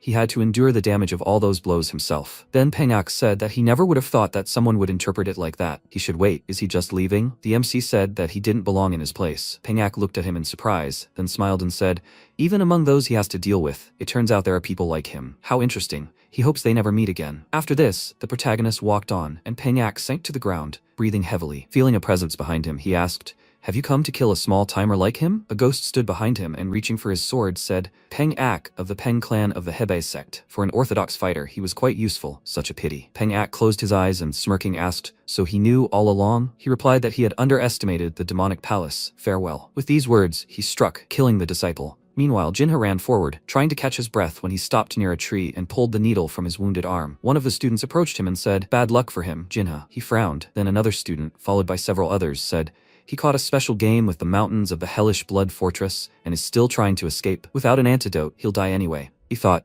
damn it, who would have thought there were people here so skilled in using poisons? There really is a limit to working alone. Then a student stepped forward and asked, will he try attacking with his left hand? No matter how talented he was, if he only had skills with his right-handed sword, he wouldn't be able to switch instantly. He smiled and added that he should give up. The next second, they leaped forward and fired several shuriken, slicing Jinha's arm. He frowned as he saw this, thinking, damn, he's been hit by a poisoned needle again. If he doesn't take the antidote in this technique cycle, no, it's all over. Then his eyes widened in surprise and he saw the students looking at their comrade lying lifelessly on the ground, screaming, who was that? They're ambushing him. At that moment, MC jumped on the students from behind, and they turned to see it. Then, the protagonist moved from side to side, striking each opponent. At that moment, Jinha looked at him in bewilderment. Then he shouted, he has to wait, he won't hurt him. He extended his hands in front of him, dropping his weapon, and then looked in surprise as MC leaned toward one of the students. He took out a vial and thought, so this is the antidote. Now, he'll be able to deal with the remaining idiots of the hellish blood sect much more easily. Then he walked in the opposite direction, and Jinha, holding his injured arm, shouted at him to wait. He turned slightly and asked what was wrong. He frowned and said that they had already poisoned him. Less than half a technique cycle remained before the poison spread throughout his body. The protagonist looked at him and said that he felt like he was misunderstanding something. He came here to kill everyone, including him. Now the only reason he didn't kill him right away was because he didn't see the point. And Jinha lowered his gaze and said that he was right. Even if he gave it to him, he would soon die. After all, he was just another opponent. But what about it?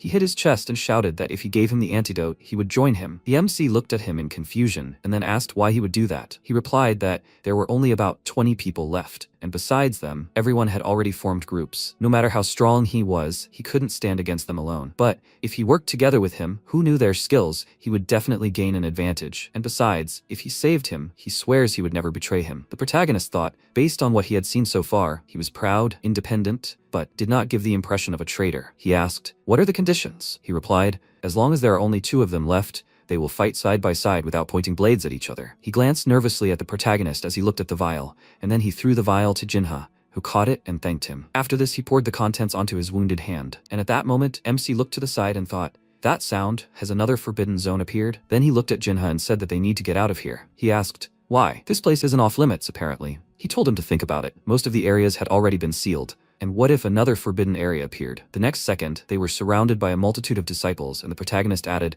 "All survivors should head here." Well, it's too late. He noticed one of the disciples and thought, this guy is different from the rest. Then, the swordsman reached for his weapon and asked, "What? They'll just wait for someone to attack first? Why not get rid of these 2 first?" Yunseol, who had mastered the Nanya Pavilion's Beastway, and the second Jinha, his swordsmanship is quite good, and he's also studied the other disciples' skills. He shouldn't underestimate him. So, they didn't join any groups and ended up simply teaming up. The protagonist thought he knew it. Everyone knows about them. They exchanged glances, and then Jinha hid the vial in his sleeve. He wondered if this vial contained the powdered antidote he'd recently given him. Was that what he had in mind? The next second, Jinha pointed the antidote at them and shouted, "Unseol, he'll distract them with poison. That way they'll have a chance." Purple dust spread around them, and they began to run in the opposite direction, while the remaining disciples covered their mouths and shouted, "What? The poison of the Hell Blood Sect! Damn it!" At that moment, one of the disciples told them to wait. He shouted, "It's not poison at all. They've been tricked. Hurry, follow them." Jinha, continuing to run forward, turned around slightly and thought that this powder had created a perfect curtain for escape. Open space wasn't advantageous for them right now. They needed to hide in the mountains with caves. He then looked at the protagonist and asked, "He's thinking the same thing, right? We need to find a cave that will work to our advantage." He replied that he knew of one, a cave with a narrow passage but a large interior. Jinha thought, he's already planned that out too? As if one beast technique wasn't enough. Who the hell is this guy? At that moment, the students ran after them, and then Jinha said, "They are here." They stopped abruptly, noticing a peculiar wall. He said, "This fog has always been here?" The MC said, "Something is wrong." At that moment, a huge number of ghosts appeared in front of him, and Jinha said, "Ghosts? Is this a forbidden area?" The protagonist said, "It looks like they are watching them. They deliberately made this place forbidden because they saw them running here." Jinha said, "Damn, what now?" He said, "As long as they do not cross this boundary, they will not attack. If they have to fight anyway, then doing it here is not the worst decision. The forbidden area is behind them, so it is like fighting in a cave with a closed exit." Then Jinha held his sword in front of him and said, "So there is no choice." They prepared to attack, and one of the attackers said, "There is nowhere else to run." They stopped, ready for battle, and then the guy chuckled and said, "Damn bugs, there was no point in delaying. They'll deal with them in one go." The next second, everyone leaped to the attack. At that moment, Hyokrion, watching from the mountaintop, said, "Probably. This will be the final battle, where the 10 demonic masters will be determined." At that moment, several daggers rushed at the protagonist, but he quickly jumped aside,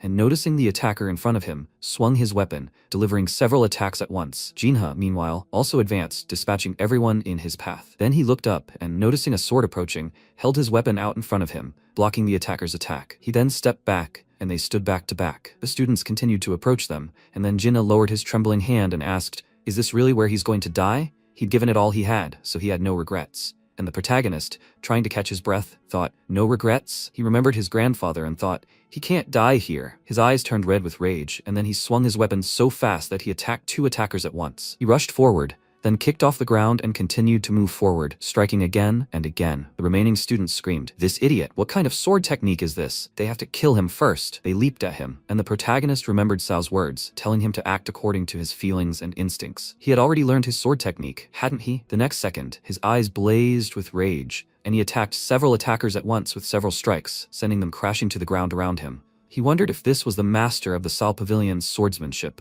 If that was the case, then perhaps. The next second, he abruptly thrust his sword out to the side and blocked the attacker's fist. He said, "Gotcha." Then the protagonist felt a powerful energy and his sword began to crack. The next second, it shattered into countless pieces, and the MC was sent flying far back from the powerful energy. Noticing this, Jinha called out in alarm. "Unseol!" The disciple in front of him chuckled and said, "It's a shame, but now he can be considered a corpse." Jinha shouted, "No, he has to get up! Unseol this!" At that moment, the protagonist frowned and reached for his head. Jinha shouted, "This is a forbidden area. The protagonist looked around, then looked up, noticing a ghost approaching. Then a hand outstretched toward him was reflected in its pupils. At that moment, Hyokrion screamed loudly, and the hand stopped near the protagonist's face, while Sao held his sword to the ghost's neck. The protagonist looked at him in surprise and thought, "Master Sao." His eyes began to close, and he fell to the ground. Hyokrion ran up to him and shouted, "Hurry! They must bring the mad doctor here immediately, before the kid dies."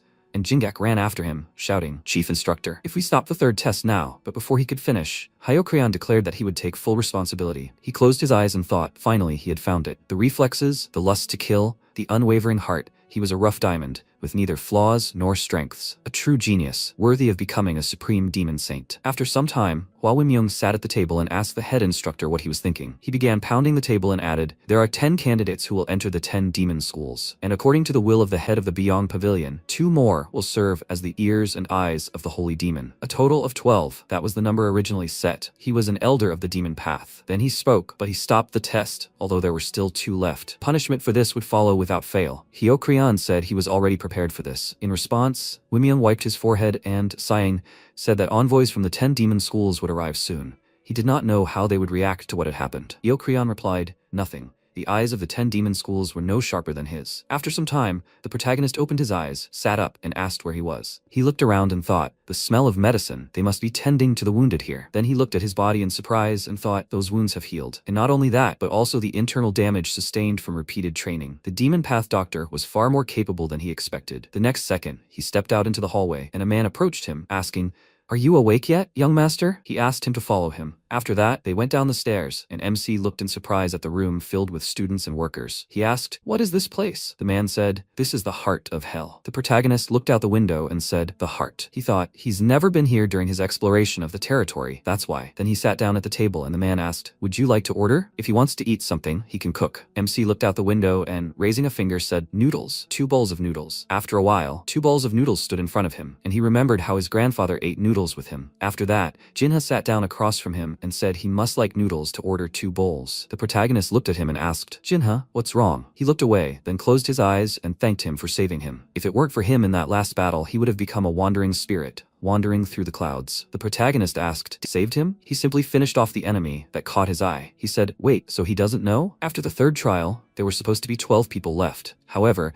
the head instructor interrupted the trial to save him. In the end, there were 14 survivors. So he really is alive thanks to him, and wanted to thank him for that. Although he's not the type to say things like that, so he really didn't know anything? Well, after all, 4 days had passed since he lost consciousness, and the protagonist frowned and said that he thought it was only 1. Jinha laughed in response and remarked that he was lucky a mad doctor was there. MC thought, mad doctor, he was once known as a man with a divine hand and the greatest healer. But when he failed to cure his beloved's illness, he fell into madness, stricken with atrophy. They say he can save anyone who still breathes, no matter the wound. So that's who cured him. If only Grandpa had met him before he died. Jinha then said he had more to tell him. Chatter had whetted his appetite, so they should eat first. Those assassins they fought were elites sent by the 10 demon schools. They say the demon chooses its successors based on their evaluation. The protagonist said that's why their martial arts surpassed even the instructor's skills. Did he know why the head instructor saved him? He replied that he was curious himself. It seemed he had decided to include him in the War of the 10 Demons. Maybe his school was somehow connected to them, or maybe he knew him? But MC shook his head and said that wasn't true, and there was no connection. He replied, then everything was even stranger. The head instructor had been severely punished for this. From what he'd heard, he'd resigned from his post and returned to the path of the demon. The protagonist thought there was so much he couldn't understand. Someone completely unrelated to him had risked punishment and condemnation to save his life. After a while, he uttered that sound. Gina rose from the table and said, the time has come, they must go. The sound summoned everyone remaining in hell. This meant the Supreme Council of the 10 demon schools had arrived. After a while, all the students gathered in the hall and several people walked forward. MC frowned and thought about how quiet it was. So many people had arrived, but not a single footstep could be heard. The next second, they stopped, and Bolsa looked ahead thoughtfully. Afterwards, he pointed his finger at one of the students and asked, does he wish to become the successor of the Death Command School? He was the head of the Death Command School's branch. At that moment, Yun Moonho, standing next to the protagonist, placed his hand on his chest and asked, is he addressing him? He replied, right, Moonho, he should step forward. He wanted to become the successor of the Death Command School. He stepped forward and said that he had only honed sword techniques and had never practiced spearcraft. He replied that it didn't matter. He was born to wield the Death Command spear. Because he had trained his body and talents for the spear while studying swordsmanship,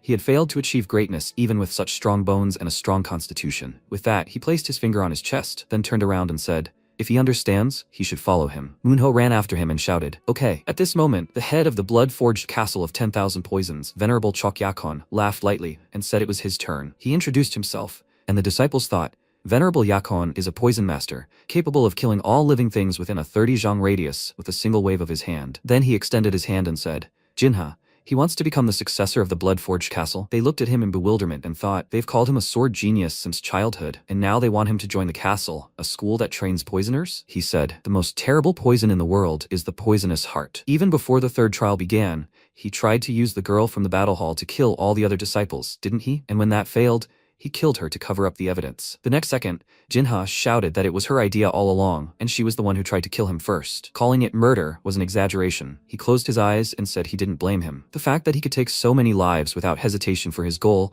meant his nature was suited to the poisonous arts of the blood-forged castle. It was even admirable. He might consider himself a talented swordsman, but that alone wasn't enough to make him look down on the martial arts world. Only a select few could crush the martial arts world with a blade. He extended his hand and added, "He has far more talent with poison than with a sword." Then Jinna glanced to the side and thought, the chosen few. He said he'd first learned to use a sword during the 10th Palace tournament, but his abilities were no less than his own, owned for 10 years. In that case, he clenched his fist and said he would join the blood-forged castle. After that, they walked toward the exit, and Yakan told him to follow him. Then the current greatest demonic sword, Wihikon of the Rainflame clan, stepped forward. He introduced himself, and then the disciples began to think, the disciple of the previous Rainflame clan master, the greatest demonic sword himself. Who does he plan to choose? Please let it be him. And then he said, he's Yunsul, right? Even the Qing leader praised him, and Elder Dan too. He also inherited the Chan leader's Zhongro Musan, didn't he? The protagonist confirmed this, and he turned around and said that he looked forward to his future achievements. The clan's martial arts are incomprehensibly profound. Please, he must hone them diligently. But at that moment, the protagonist said he would not join the Rainflame clan. He asked in surprise, "What? What did he just say?" He released a powerful energy and turning around shouted, "He dares to reject the main school's offer?" The MC sank to his knees from the powerful energy and muttered through clenched teeth that he had heard it was possible to refuse the offer. But he asked, refuse the main school's offer and choose another. Where was he planning to go? He replied, Nanya Pavilion. Hyukan shouted in irritation, Nanya Pavilion? Huh? Of all places, the most dilapidated Nanya Pavilion? How dare he insult the main school? The protagonist thought even his simple aura seemed to be breaking his body. This is the greatest demonic sword. At that moment, Sao stood in front of the protagonist and the MC looked at him in surprise. The demonic sword screamed, "How dare he, a mere vice pavilion leader, block his path?" At that moment, the disciples present thought in surprise, is he actually willing to draw his sword in front of the demonic sword? Has he gone mad? And the protagonist asked, Master Sao? Demon Sword asked, did he dare to be arrogant, thinking that his friendship with Qing's head would protect him? He thought that if the demonic one went berserk, the other candidates could also be caught up in this and killed. He should stop them now. The next second, the demonic sword reached for its weapon, but the next second the man said, well, everyone's suddenly so nervous. He walked forward and, smiling, suggested they stop there. Danshan, the leader of the Nanya Pavilion, asked with a smile if he could stop for his sake. One of the women inquired that, in any case, the Nanya Pavilion had to take at least one person with them, right? Hyugan began to walk away with a grumpy expression and replied that if they were going to take him, they should do it quickly, before his sword slipped from its sheath. Danshan happily thanked him and remarked that it was time for them to go too. The protagonist was surprised to think that that aura was filled with a strong desire to kill him. If they hadn't stopped him, it would have been the end of him. After a while, Sao smiled and remarked that his skills had improved dramatically since their last meeting. The protagonist replied that it was all thanks to him teaching him beast sense. The man chuckled and remarked that he hadn't expected him to choose their pavilion. He explained that he simply felt the direction of the Nanya Pavilion suited him well. After that, Danchon said with a smile that they were there. This was the Nanya Pavilion. The MC, looking around, was surprised to find that he'd expected a quiet atmosphere. But here, everything was different. The deputy pavilion leader asked if he was surprised. Unlike other sects, dominated by nearby markets, their pavilion was quite self-sufficient. He wondered if there weren't any disciples his age at the Nanya Pavilion. Danxian replied that some young men had come, having heard of the pavilion from legend, but most of them either died or fled during training. He looked at the old house and remarked that from now on, it would be his home. If he needed anything restored, he should contact the blacksmith Wang Shi over there. He would help him with any tools he needed. Now, it was time for him and Sao to go. The master, smiling, patted him on the back and told him it was time. He should continue his training. MC wondered if he really wouldn't stay here. Danshan explained with a smile that Sao was in charge of the secret transmission hall. Even to protect him, he lacked the strength or authority to mindlessly confront the demonic sword. Everyone had to pay for their actions. He wondered then if he was really leaving now because of this. Sao replied that he shouldn't worry about it. It was only a small punishment. It wouldn't take long. and he shouldn't even think about slacking off while he was gone. He dropped by often to check on his progress. The protagonist asked him to take care of himself. Danshan called out to him and pointed out that he wasn't yet an official disciple of the Nanya Pavilion. He had become the heir to the demon's heart, but that didn't make him an official disciple. The weak would never become a disciple of their pavilion. MC asked, so if he became strong enough, he could become a disciple of the pavilion without any additional procedures? Danshan happily agreed, adding that they didn't care about formalities or meaningless rituals. Each of their disciples was the face of the pavilion, so no one here needed to make speeches or swear allegiance. Because of this, he could worry about nothing but training in martial arts and becoming stronger. Strong enough to be recognized as a true disciple of the Nanya Pavilion. Everyone here was his mentor, but whether they would teach him or not was entirely up to them. After some time, the protagonist began to climb the Iron Staff Peak mountain and thought that it was only a short distance before he reached the summit. He remembered Danshan's earlier instructions to climb the Iron Staff Peak. There, he would find a master who would teach him the best internal cultivation techniques. MC had now climbed the mountain, where Yahello was already waiting for him. Gumgung, the teacher, who, upon seeing him, remarked, so, this is who was chosen as the successor to the Nanya Pavilion's demon heart. The protagonist folded his hands in surprise and agreed. The monk said he came here to learn an internal cultivation technique. He had already cultivated internal power, but yearned to reach the higher realms. He could feel the chi emanating from his body, and this was not consistent with the level of a beginner. Something like this must have been systematically built from a young age. The protagonist, perplexed, replied that until recently he had been an embalmer's assistant all his life, and had never practiced internal cultivation techniques before. The teacher approached him and said, so this means he's dealing with one of two things. Either he's the biggest liar in this world, or he's managed to learn the cultivation technique in his dreams. Confused, he replied, he swears he's not lying to him. He can see for himself. The monk grabbed his hand and asked, so that means he can destroy all the chi in his body, right? MC agreed with a serious expression. Suddenly, the teacher was horrified and realized that his body was overflowing with chi, but it wasn't circulating. This simply meant he was blindly accumulating chi in his dantian without any current or use. Such a thing was simply impossible under normal conditions. He squeezed his hand even tighter and exclaimed, who is he? Who taught him how to accumulate chi? The protagonist, perplexed, asked, what do you mean, a way to accumulate internal energy? The teacher asked if he had learned anything about calming his mind or controlling his breathing in the past. He agreed and added that he had learned a breathing method from his grandfather. The man indicated that he should demonstrate it. The protagonist applied the technique and began accumulating chi. The monk, watching this, was shocked to think that he was circulating his energy while standing. Didn't that mean he could do it in any position? And this breathing method is unusual. He asked if his grandfather taught him this. MC agreed and told him that when he and his grandfather were playing dead, he told him that one can breathe freely even inside a coffin. Gomgang explained that this isn't just a breathing method, but also a way to accumulate internal energy within one's dantian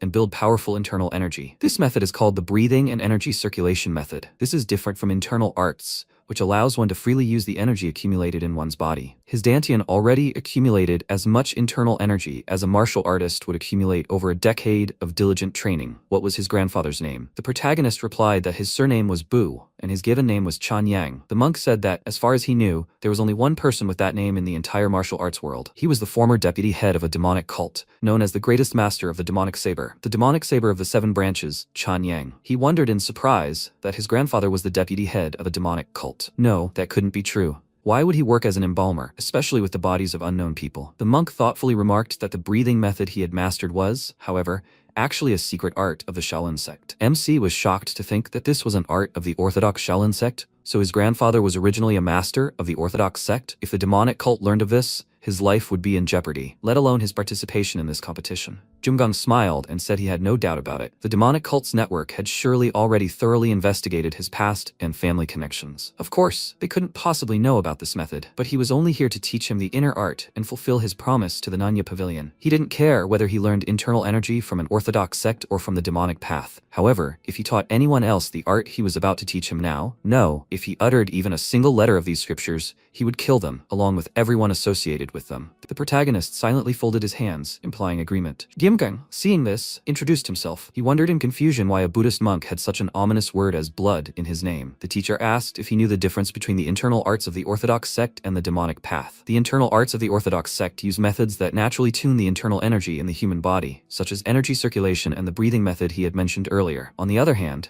the demonic path uses any necessary means to accumulate internal energy. This allows one to gain powerful internal energy from the very beginning, but such methods contradict the natural structure of the body and the principles of martial arts. Gradually, after much time, the The orthodox sect becomes incredibly superior in terms of the purity of true energy and the level of internal energy. But the Reversal Heart Sutra he intends to teach him is completely free from the limitations of demonic martial arts. This internal art is the purest and highest in the world, but all greatness comes at a price. The process of studying the Reversal Heart Sutra was so painful for him that he bit off and swallowed his own fingers. Only a true genius, capable of enduring such pain, will be able to achieve a body perfectly synchronized with the flow of his profound energy. He was once the master of the Heavenly Dragon Temple in Yunnan, but he was accused of violating the prohibition against murder. His profound energy was destroyed and he was expelled. During his recovery, he received help from the Nanya Pavilion, and to repay this debt, he promised to impart his profound art. If he fails to learn the Reverse Heart Sutra, his promise will be broken, so he will now conduct a test. He must use the reverse energy to simultaneously open 365 acupuncture points on his body. To learn the Reverse Heart Sutra, there must be no trace of impure energy in his body. Normally, the acupuncture points open one at a time, but he will break this unspoken rule, causing him to instantly experience terrible pain. If he lacks confidence, he should retreat now. The protagonist calmly replied that he was ready. Junggang grinned and exclaimed, "May he not regret this." He instantly infused pure energy into his body, followed by a surge of powerful magical energy. The monk mused that when acupuncture points were opened,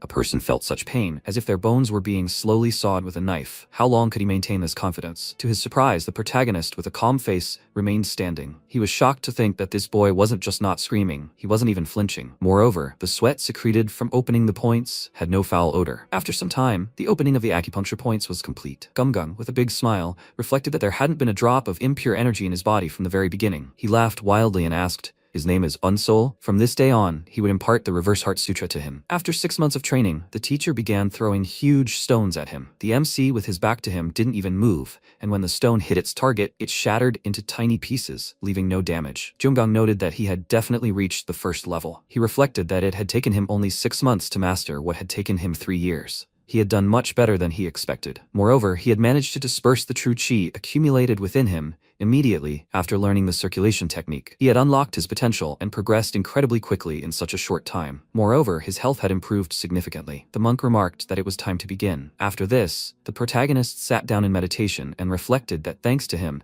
he had quickly reached the first level. But that was not enough. This circulation technique had 8 levels. He needed to reach at least the 2nd level before leaving this place. Suddenly, a powerful energy emanated from him. Junggang, noticing this, was shocked to think that this was the 2nd level, the realm of bone and muscle purity. Upon reaching this level, a practitioner's bones and muscles reach peak efficiency, but such drastic changes put undue strain on the body. During meditation, the protagonist began coughing up blood from the intense strain. Gumgang placed his hands on his back and shouted at him to cast aside all unnecessary thoughts and concentrate. He thought that his body was unable to contain his true qi due to the sudden changes. At this rate, he would suffer serious internal damage. He would have to use his original true qi essence. The monk poured his essence in and helped, then fell to the ground. MC, having come to his senses, asked if he had imparted his true qi to him. Why did he do that? He replied that he shouldn't worry about it. If he didn't master everything properly, he wouldn't be able to leave the pavilion. The protagonist reflected that he might seem rude and harsh, but he was actually very caring. He remarked that he would never forget everything he had done for him. Junggang replied that he would not let him forget his existence. The protagonist immediately recalled Sao's words, "Be it hatred or kindness, if he could forget, it was better to forget." He wondered in confusion why they all told him the same thing.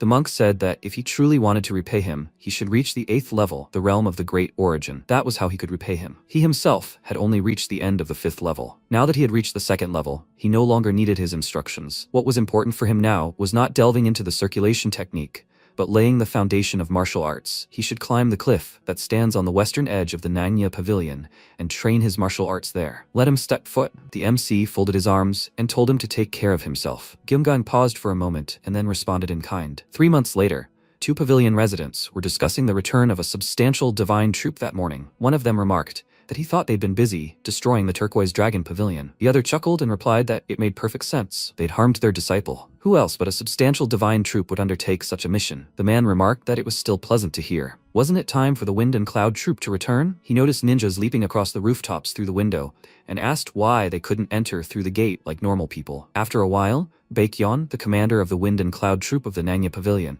stood on the edge of the roof. Danchon caught up with him and remarked that he was standing as if he wanted to be captured in a painting. Why didn't he just come to the Turquoise Wind Pavilion right away? Why was he standing here and making a scene? Baekhyun turned around and said that this was the Deputy Pavilion Lord. Doncheon smiled and pointed out that he had said that when they were alone, he should just call him by his first name. He replied that this was nonsense. The pavilion's rules were already lax enough. However, he was just in time. He was just about to find him. He had heard that he had brought someone with enormous potential to become one of the 10 demonic masters. He had initially been against this plan, so why had he accepted him if he was originally supposed to go to the Fire Rain Sword Sect? Dancheon replied that it was actually his choice. He had refused the Fire Rain Sword Sect's offer. Baekhyun asked in confusion, did he choose them? He replied that he almost clashed with that crazy old demon sword lord, but wasn't he proud of him? He had chosen them. The Wind and Cloud Squadron commander remarked that because of this, the Fire Rain Sword Sect hadn't received any of the 10 demonic masters at all. The Sword Sect leader himself expressed disappointment. He knew full well that the demonic palace had always been wary of them. Because of this, they had already experienced terrible treatment. Dancheon replied that he felt he had been in Jianghu for too long. The purpose of the Nanya Pavilion was to master martial arts, not to strive for political power. Baekhyun nervously remarked that this was merely an ideal. In any case, he had something to do. Where was that demonic master? His position among the 10 demonic masters was now in jeopardy. After some time, the protagonist began training his martial arts. The first thing he did was run silently on water, trying not to drown. A little earlier, on a cliff, he had encountered Go Wall, once known as a great thief, faster than a shadow. The old man said the art he would teach him was a physical technique that blurred the line between movement and martial prowess. The name also came from his nickname, faster than a shadow. All the students who had mastered this art before him were left crippled. Their bodies couldn't handle the ultra-fast transformations. They would see how he fared. After some time, the protagonist achieved mastery in just a month, greatly surprising the teacher. Go Wall joyfully packed his things and declared that finally, someone worthy of inheriting his art had appeared. From now on, this place belonged only to him. He had mastered the basics. Now let him go hone it in real combat. In the present, as MC ran across the water, Doncheon and Baekhyun watched.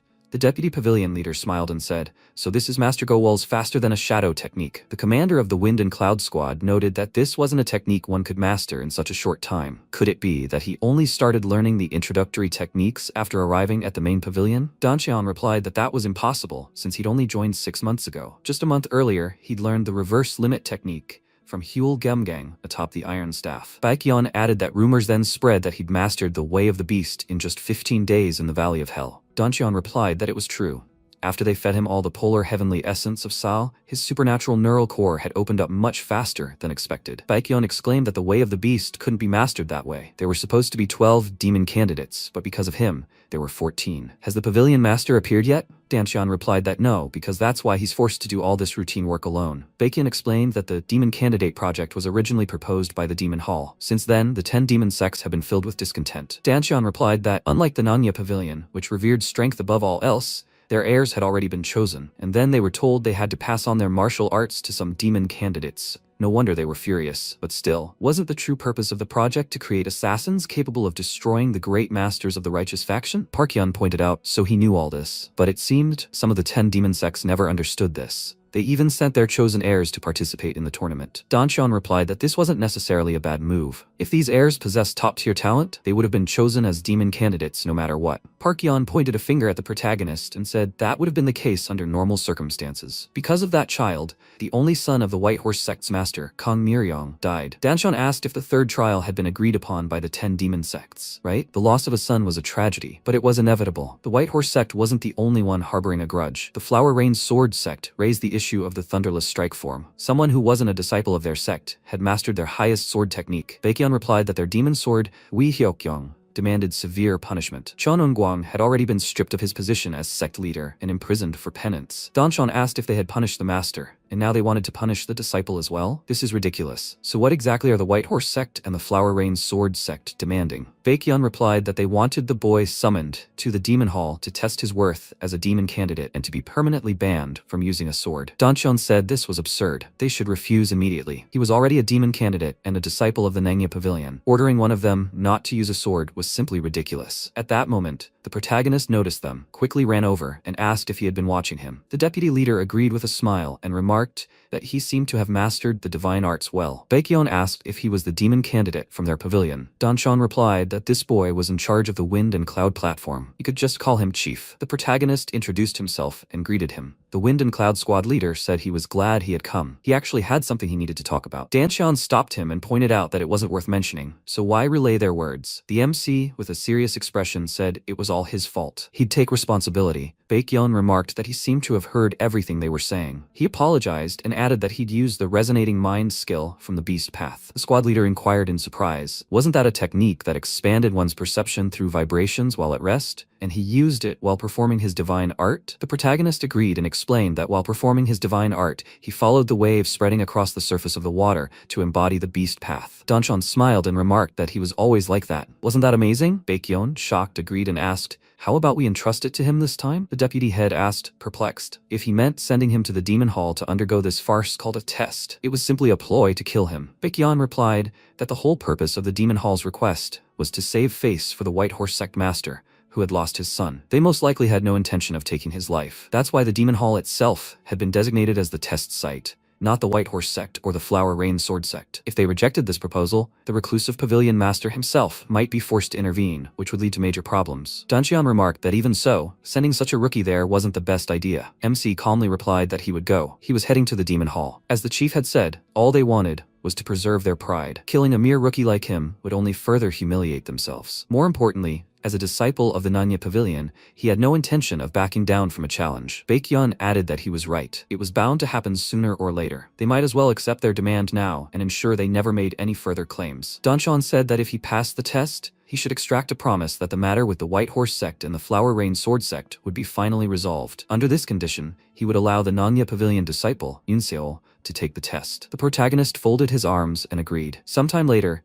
he arrived at the Hall of Demons and reflected that when he first entered, he was just an exorcist, ignorant of martial arts. But now, as the successor of the Nanya Pavilion, he once again walked the corridors of the Hall of Demons. One of the guards led him to a building and noted that this was Manbak Hall, the so-called brain of the Hall of Demons. As soon as he entered, someone from Manbak Hall would lead him in. The protagonist reflected that this was the heart of the Demon Hall's strategy and management, rivaling the Central Bureau of the Martial Alliance. And it was here that he would learn the true nature of the trial that awaited him. Inside, the Lord of the Demon Palace's pavilion was waiting for him. A servant noticed that Lord Unsul from the Wandering Beast Pavilion had arrived. The MC folded his arms, introduced himself, and greeted him. Baek Jongchun, the Lord himself, introduced himself in return and remarked with a smile that his chi was far more impressive than he had heard. He had heard about what had happened, right? Because of what had happened, the Demon Palace had found itself in a very strange situation. They couldn't simply ignore the demands of the 10 demon sects. The protagonist wondered if the Demon Palace and the 10 demon sects were the same thing. Jongchon asked,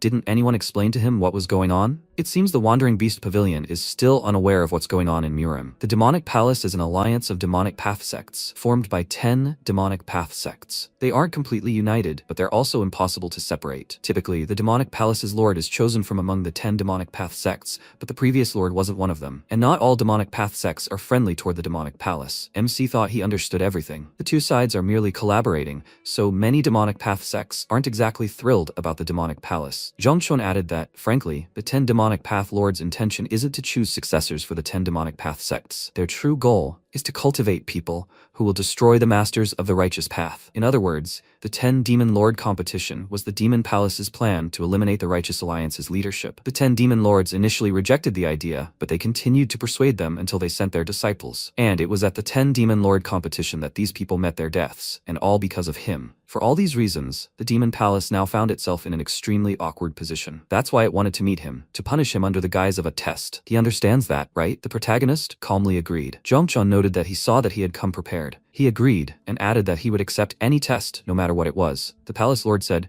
well, he'd already talked too much. It was time for them to get down to business. The Fire Rain Sword Sect and the White Demon Temple had done him a favor. The right to enter the Pavilion of 10,000 Demonic Truths, the palace's repository of martial arts. He took out the item and noticed it was the Golden Monkey's golden plate, necessary for entry into the Pavilion of 10,000 Demonic Truths. It only granted access to the first floor of the three. The first floor is the lowest in terms of access. But even on the first floor alone, there are 25,000 different martial arts treatises. This will be a huge advantage for him. But it also means his chances of successfully passing this test are slim. That's why they're showing him this favor, to silence the bad rumors. The test is to withstand 5 blows from a martial artist chosen by the White Demon Temple. That's the entire test. The head instructor gave up his position during the competition to ensure his passage. He asked him many times why he did this, but all he said was that he would find out for himself. He hoped he would see the answer to this question. After this, Jongchon handed him the item. After some time, the protagonist left the room and met Jingak in the hallway. The master approached him and remarked that he had heard the news. He must have come for the test. He agreed and asked why he was there. The master replied that he had extensive connections within the all-encompassing pavilion. He assisted the headmaster on Hell Island because he was acting as the lord of the all-encompassing pavilion's deputy, who was absent at the time. Had he come to the pavilion of 10,000 demonic truths for the test? MC looked at the golden plate and agreed. Jingak remarked that since he had once been his disciple, he would give him some advice. Zhonghu is a terrifying place.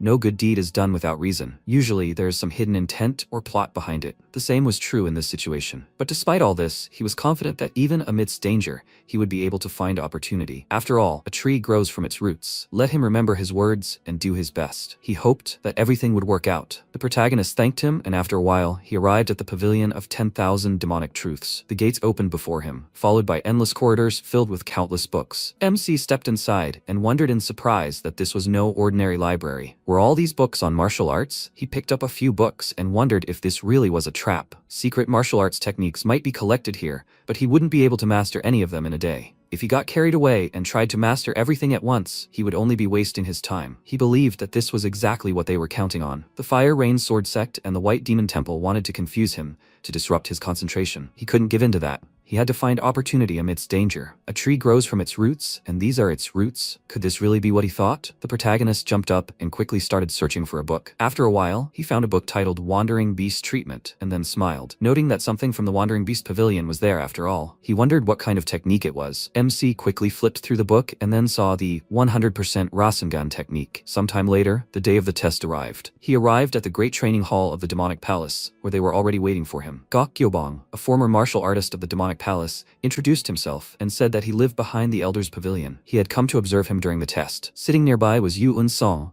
the leader of the Secret Shadow Squad. He is from the Fire Rain Sword Sect. Another man was Nong Gak, the leader of the Profound Mystery Hall. He is from the Wandering Beast Pavilion. And finally, the last one was Go Gunpyeong. He leads the Silent Dragon Squad. He is from the White Demon Temple. This trial is being held at the request of the White Demon Temple and the Fire Rain Sword Sect. The White Demon Temple wishes to test his qualifications to become one of the 10 Demon Masters. The Fire Rain Sword Sect, however, claims that the exemption granted to him was unfair. If this young man passes the trial, will the White Demon Temple and the Fire Rain Sword Sect promise not to return to the past? All the other representatives agreed. Jobong snapped his fingers and said that they would then begin the trial. Gunpyeong approached the protagonist first, saying that if he could block 5 of his attacks, he would pass. After this, the young man began casting magic and recalled how the abbot of the White Demon Temple ordered him to kill him. He reflected that he was still young and did not want to tarnish the reputation of the Wandering Beast Pavilion. So with the 5th attack, he would simply rip off both his arms. At the moment of attack, the protagonist nervously thought that he was completely unprepared for this blow. He's so fast. Yet despite the ability's casting speed, he managed to dodge. Gunpyeong thought he'd mastered the basics flawlessly. Afterward, he used another technique, causing the bandages on his hands to fly toward the protagonist. MC nervously wondered, "What is this?" Instead of retreating, he ran straight into the countless blades created from the bandages, thus blocking the attack. Gunpyeong was surprised to notice that the second technique was called White Demon Spirit Descent. He'd seen through the false move. He'd mastered the path of the wild beast, but now he had to be more careful. The third technique was called White Demon Chaotic Shadow. Gunpyeong used the skill and literally unleashed a hail of attacks.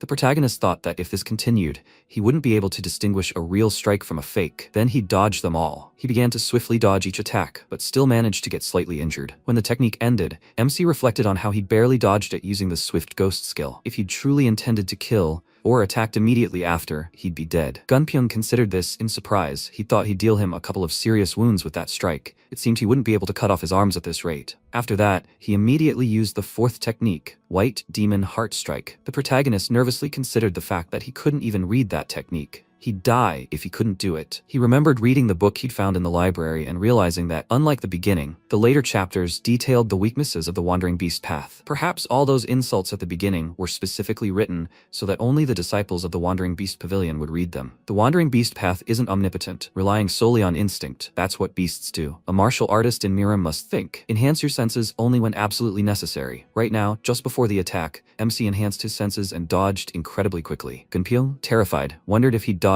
the White Demon's Heart Strike. Even the White Demon Temple's martial artists had trouble dodging this technique. It all became clear to him. Now he saw why the White Demon Temple and the Fire Rain Sword Sect had teamed up to kill this child. The root of all future problems must be eliminated in a timely manner. Gunpyeong used the final, 5th technique, White Demon Divine Serpent, and created an incredibly fast blade, rushing straight at the protagonist. He tried to dodge, but the blade ricocheted off the ground and changed its trajectory. MC, horrified, wondered if this weapon was pursuing him. Gunpyeong wondered if this technique wouldn't stop until it drew blood, so it was only a matter of time before his neck was cut in half. The protagonist thought there was no way to avoid it. Well, since it had come to this, he used the unrivaled lightning technique and tried to counterattack, but the white demon's blade didn't stop. The protagonist thought that even using unrivaled lightning at its maximum power, he could barely contain it. If this continued, he would die. Suddenly, from such a powerful force, his blade shattered into tiny pieces, and the white demon's blade itself pierced his body. MC flew into the wall, and coughing up blood, with the last of his strength, he picked up the broken sword, and then stood up, looking his opponent straight in the eye. Gunpyeong,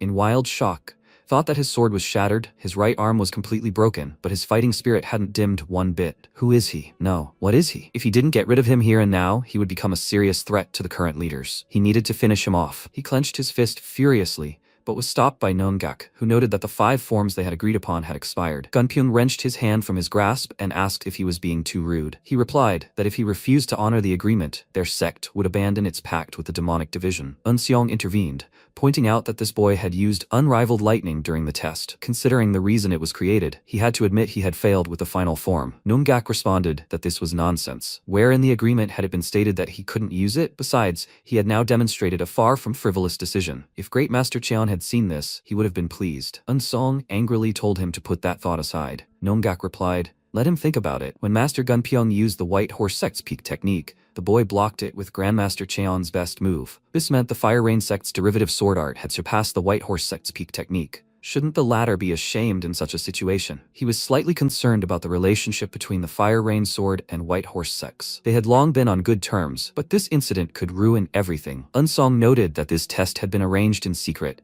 and only a few people in the pavilion were allowed to know about it, so this news won't be able to spread. Nongak asked if they would honor the established agreement, right? Jobong agreed and added that, as of today, Eunseol, a disciple of the Nangya Pavilion, is once again considered a participant in the 10-demon trial. The ban on using a sword has also been lifted. Nongak turned to the protagonist and remarked that he had done an excellent job. As a disciple of the pavilion, he hadn't disgraced himself in the least. At this point, the protagonist himself was still in a fighting stance, despite severe injuries. Nongak hugged him and said that now that they had sorted this out, he could breathe a sigh of relief. Sometime later, the MC woke up on a bed in an unknown room and wondered where he was. Why? Every time he lost consciousness, did he wake up in an increasingly luxurious place? How did the trial end? He thought he had held out until the end, but he couldn't remember the final moments. And besides, he had no idea how much time had passed. What would happen to him now if he failed this test? Well, he wouldn't get that answer anytime soon, so for now he'd focus on circulating his internal energy and catching his breath. The protagonist had assumed a meditative pose when he suddenly felt something strange and wondered what it was.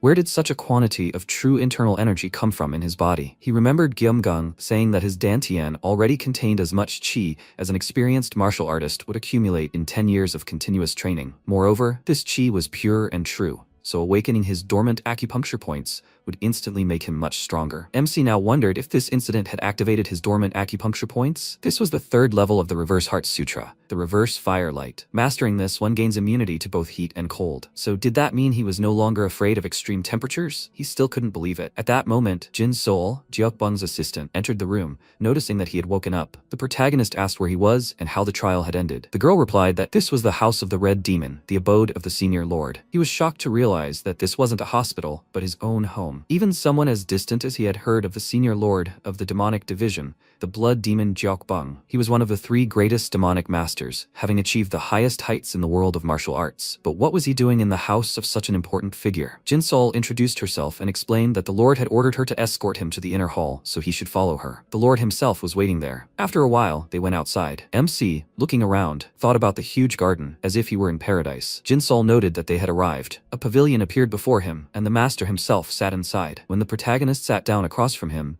Jeokbung said he'd passed the Fire Rain Sect and the White Demon Temple's test. He congratulated him on this. He thanked him and took a sip of tea. The master asked how the tea tasted. The protagonist replied that he wasn't sure. He wasn't much of a tea connoisseur. Jeokbung pointed out that he'd said he worked as a gravedigger. He'd forgive him for asking. After that, the pavilion lord introduced himself. The MC was surprised to think that the bloody demon who had swept through Jenghu and slaughtered countless righteous martial artists was an old man who looked and acted like a Taoist hermit. If he hadn't heard of him before, he wouldn't have guessed it was him. The protagonist bowed his head and introduced himself. Jeokbung noted that he looked somewhat different from the one he'd been told about. He started studying martial arts late, but his joints and muscles are unusually flexible. He also has a strong foundation of internal energy. The protagonist replied that in his youth, he often amused himself by climbing into coffins and learning how to breathe properly. Only recently did he realize that he had been unknowingly mastering cultivation techniques all this time. Jeokbung said he understood everything. The reason he brought him here instead of to the healing hall was because he wanted to speak with him privately. Once he completed his training at the Wandering Beast Pavilion, he was to join the Demonic Palace. Yes, the Wandering Beast Pavilion is one of the 10 demonic sects,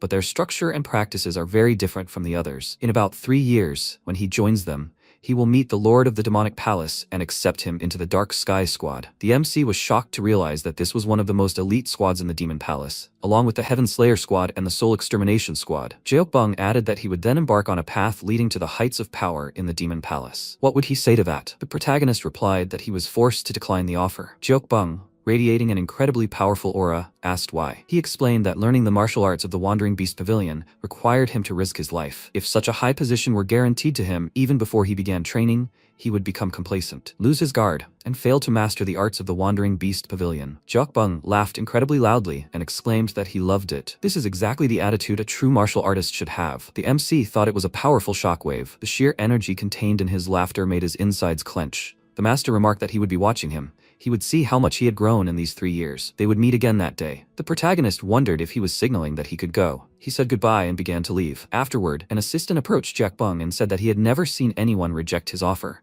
although he was precisely the type capable of such a thing. The master replied that they would watch him for now. They would see whose side he ultimately chose. After some time, having walked a fair distance, the protagonist, horrified, thought he had almost died. He thought the test he had just undergone would be the most life-threatening, but it turned out that being in the hands of such a person was far more frightening. Suddenly, a man approached him, patted him on the back, and asked if he was okay. The protagonist realized they were on a city street, agreed, and reflected on how he hadn't even noticed how he'd reached the outskirts of the city. This tranquil panorama, something he hadn't seen in a long time, was something he'd never imagined would become a rarity. When had he changed so much? He'd become too immersed in a life he didn't want. As if to prove it, someone was watching him. The MC began to walk away, glancing around. Noticing a strange silhouette, he thought he should first get a weapon. The protagonist approached a blacksmith and said he was looking for something suitable for training. The man gestured toward a box of weapons and said he could choose any. He'd sell it for 5 nyons. After that, the protagonist bought a sword and left the city. After a while, he approached a wheat field and told them to come out. Several mercenaries emerged from the bushes, one of whom noted his sharp gaze. Before he could leave Murim after 3 years of training, he would kill him here. MC replied that he didn't know who they were, but he didn't want to kill them. Tell them to put away their swords and leave. The mercenaries exclaimed that he was going to die now. He couldn't escape from here. He noted with a serious expression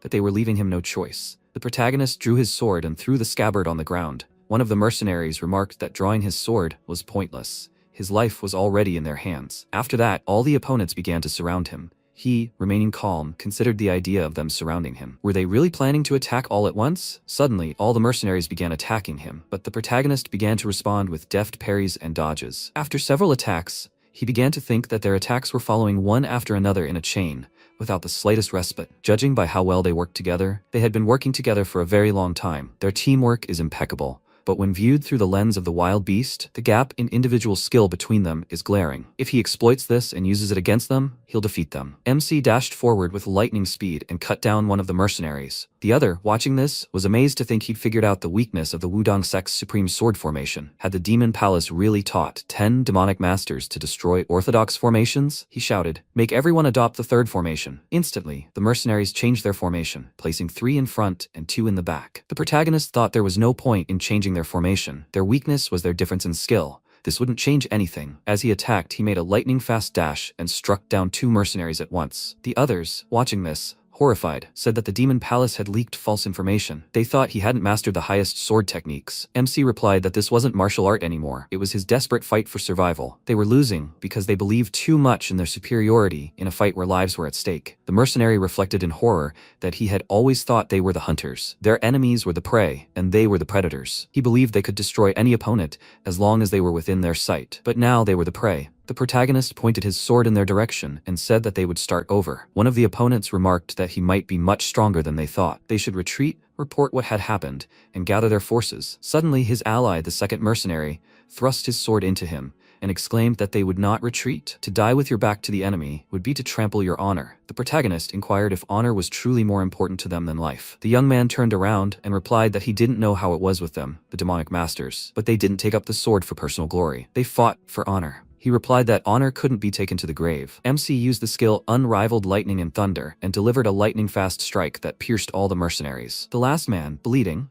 said that he had already become one of them. He would curse him even in the afterlife. After that, he fell to the ground and died forever. The protagonist looked at the battlefield and thought about the landscape strewn with corpses and soaked in blood. Who would have thought he would see such a thing, even after leaving the island of hell? He realizes once again that the place where he stands is already hell, and that escaping the cycle of hatred and retribution is impossible. However, this is also the price he must pay for the path chosen for revenge, the karma he must bear. Suddenly, Baekyeon arrived behind him on a carriage, remarking that this was an interesting sight. Tracking him down wasn't difficult. This was a real headache. MC asked what had happened. He replied that nothing had happened. For now, they needed to return to the Wandering Beast Pavilion. Sometime later, arriving at the pavilion itself, Danshon smiled and remarked that it hadn't been easy for him. He had heard everything and was sincerely proud of him. The ordeal must have been difficult. Was he injured anywhere? The protagonist agreed and added that he had been treated at the residence of the senior pavilion leader. Danshon, surprised, asked if he had met with the senior pavilion leader. After that, he told them the whole story. The vice chairman smiled and said he understood everything. So that's why the Fire Sword sect and the White Demon Temple were so willing to acknowledge the results. He hadn't even known that old man was still around. MC wondered if the position of senior pavilion leader was really that important. He knew he was strong personally, but still. Baekyeon explained that the Demon Palace had a palace lord, a senior pavilion master, and 10 demon sects, dividing power 3 ways. The senior pavilion's power was especially strong, as it commanded all the martial artists of the previous generation. Furthermore, senior pavilion leader Jeokbung was secretly building up his own strength. Danshon said he couldn't believe he wanted to meet him alone, so he really had done well. MC wondered if this was more important than he thought. He wondered if there was anything else he wanted to report. Baekyeon replied that they were being ambushed. Danshon gripped his teacup in anger, cracking it. He furiously asked who dared ambush their student. He replied that it was the Miram Alliance. Judging by their weapons and equipment, they must be the chief strategist's subordinates, either the Autumn Wind Troop or the Flying Cloud Troop. Danshon sighed and said he understood. So they were planning to blame the chief strategist entirely if anything went wrong. But attacking a child who had just entered the Wandering Beast Pavilion? Baekyeon replied that he thought it was because of rumors of his outstanding talent. He would become a formidable opponent in the future, so they must have tried to kill him while he was still weak. Danshon reflected that he hadn't even properly mastered martial arts yet. 10 demonic sects, the Elder Pavilion, and now the Murim Alliance all had their eyes on him. While the hero must endure his trials, he'll have to believe it will help the child grow stronger. MC said he had a favor to ask. He'd heard of the Divine Founding Squad. It's a squad that eliminates those who try to harm the Wandering Beast Pavilion. He wants to join them and learn martial arts through real, lived experience. Baekyeon exclaimed, "What is he talking about? This squad is filled with the toughest and most aggressive people in the entire pavilion. Even their leader, Sojeon, is known for her terrible temper. They say she killed Wandering Beast Pavilion students, deeming them unworthy under the guise of a trial." The protagonist replied that if he dies because he's not good enough, it will be his fault alone. He wants to become stronger as soon as possible, and he believes the most effective way is to participate in real battles and observe how martial artists fight in real conditions. Danshon chuckled and noted that it seemed like he and Baekyeon weren't on the same page this time. He wanted to trust this kid's decision. After all, he had confidence. The next mission was the Valley of Wind and Thunder. He thought it would be ideal if they took him there as a temporary participant. Baekyeon looked at the protagonist and said that if that was his decision, he would inform Sojeon. Sometime later, at the Thousand Fortunes Inn, the girl herself shouted furiously, "He wants her to drag this brat to the Valley of Wind and Thunder? What, does he think she's some kind of nanny?" Baekyeon replied that it was a direct order from the deputy pavilion leader. So Jeon said that then she would go to him herself and refuse this order to his face. He showed her the tablet and noted that it was the Heavenly Wolf Jade Tablet, the sign of authority of the vice pavilion leader. He was sure she understood what it meant.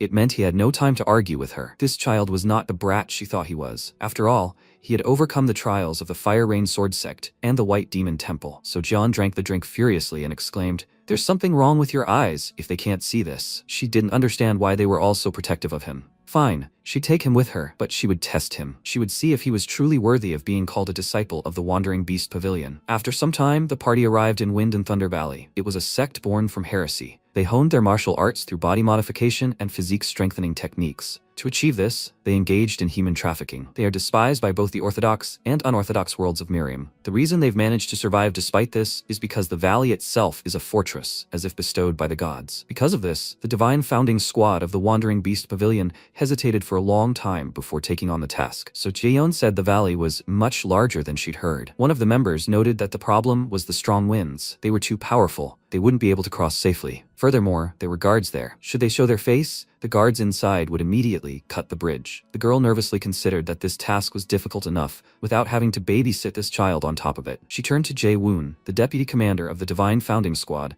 and asked if he could handle it. He replied with a smile that he'd have to try. He began tossing daggers across the ravine, aiming straight for the building there. MC, watching this, thought what had just happened looked easy, but this was the body and blade fusion technique he'd learned at the Fire Rain Sword Sect. He really was skilled. So Jaeyeon asked if he thought it worked. Jae-woon replied that inside the building, yes, but he'd have to take a closer look. Perhaps there were hidden mechanisms on the bridge as well. She considered this. She wanted to make sure nothing happened to her squad mates. The girl called out to the protagonist and motioned for him to go first. He calmly agreed and headed toward the bridge. As he approached the abyss, MC considered that in this wind, maintaining his balance wouldn't be possible using normal methods. He'd have to use the absorption technique to plant his feet firmly on the bridge. He used the technique and then began to walk across. Jae-woon, observing this, remarked that using the absorption technique to such a degree was difficult. His internal energy was indeed quite good. So Jaeyeon, still hesitant, replied that it was nothing. He smiled and said that her standards were too high. Suddenly, a cracking sound emanated from the opening of a trap. A hail of daggers flew at the protagonist, splitting the bridge in two. As he fell, he used the Stairway to Heaven technique and jumped higher to save himself. Jae-woon, in shock, realized it was the Chingon technique,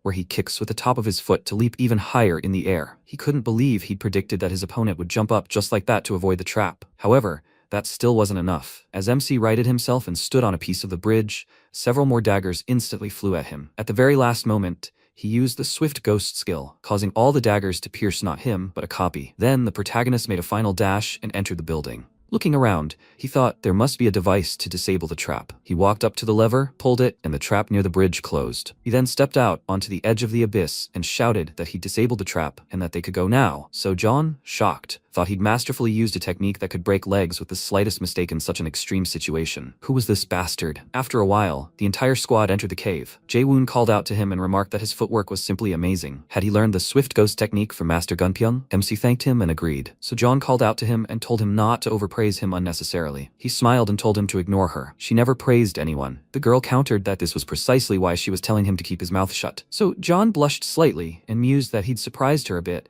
but that still wasn't enough to pass her test. She would prove he was truly worthless. After that, they approached an underground reservoir. The girl noted that it looked like they were there. She gave the command to move forward, and the entire squad began diving into the water, except for Jae-woon. The protagonist asked what he was doing. He replied that he had joined at the last minute and hadn't heard of this lake. This lake is connected to the Valley of Wind and Thunder. If they dive in and swim through the underwater tunnel, they could reach their destination directly, but the entire lake is filled with ice essences. They say that even a single ice essence the size of a fist can freeze an entire well. The moment he enters the lake, he will have to continuously expend all his internal energy for about 15 minutes, protecting his body from the cold. If he didn't do this, he would instantly freeze and sink to the bottom, so he could wait here. At his age, such a technique was nearly impossible. Trying it alone would be tantamount to suicide. The protagonist replied that it was fine. He took a deep breath and thought that he wouldn't have come here at all if he were so afraid of death that he couldn't jump. After these thoughts, the MC dove into the water and was surprised to see so many huge ice crystals here. So that's what he meant by the ice essence. But something was wrong. Since everyone else was suffering, that meant the ice essence was actually having some effect. But despite not using any internal energy, he didn't feel the cold at all. Could it be because he had recently achieved a state of invulnerability to fire and water? Is that why the cold simply couldn't affect him? He hadn't paid much attention to it at the time,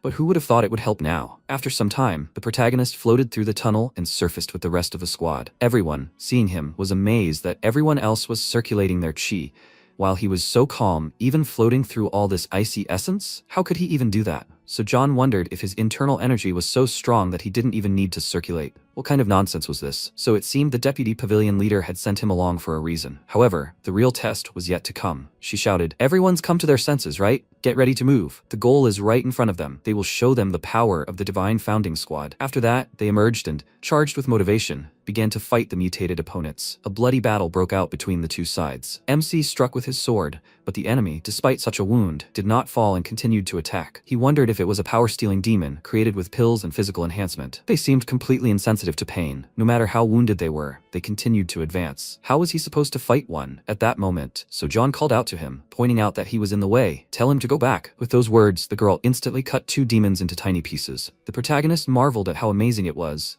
She was dispatching power-stealing demons so effortlessly. Yes, he was here to learn from martial artists in real combat. From now on, in the very center of this chaos, he would observe their techniques and make them his own.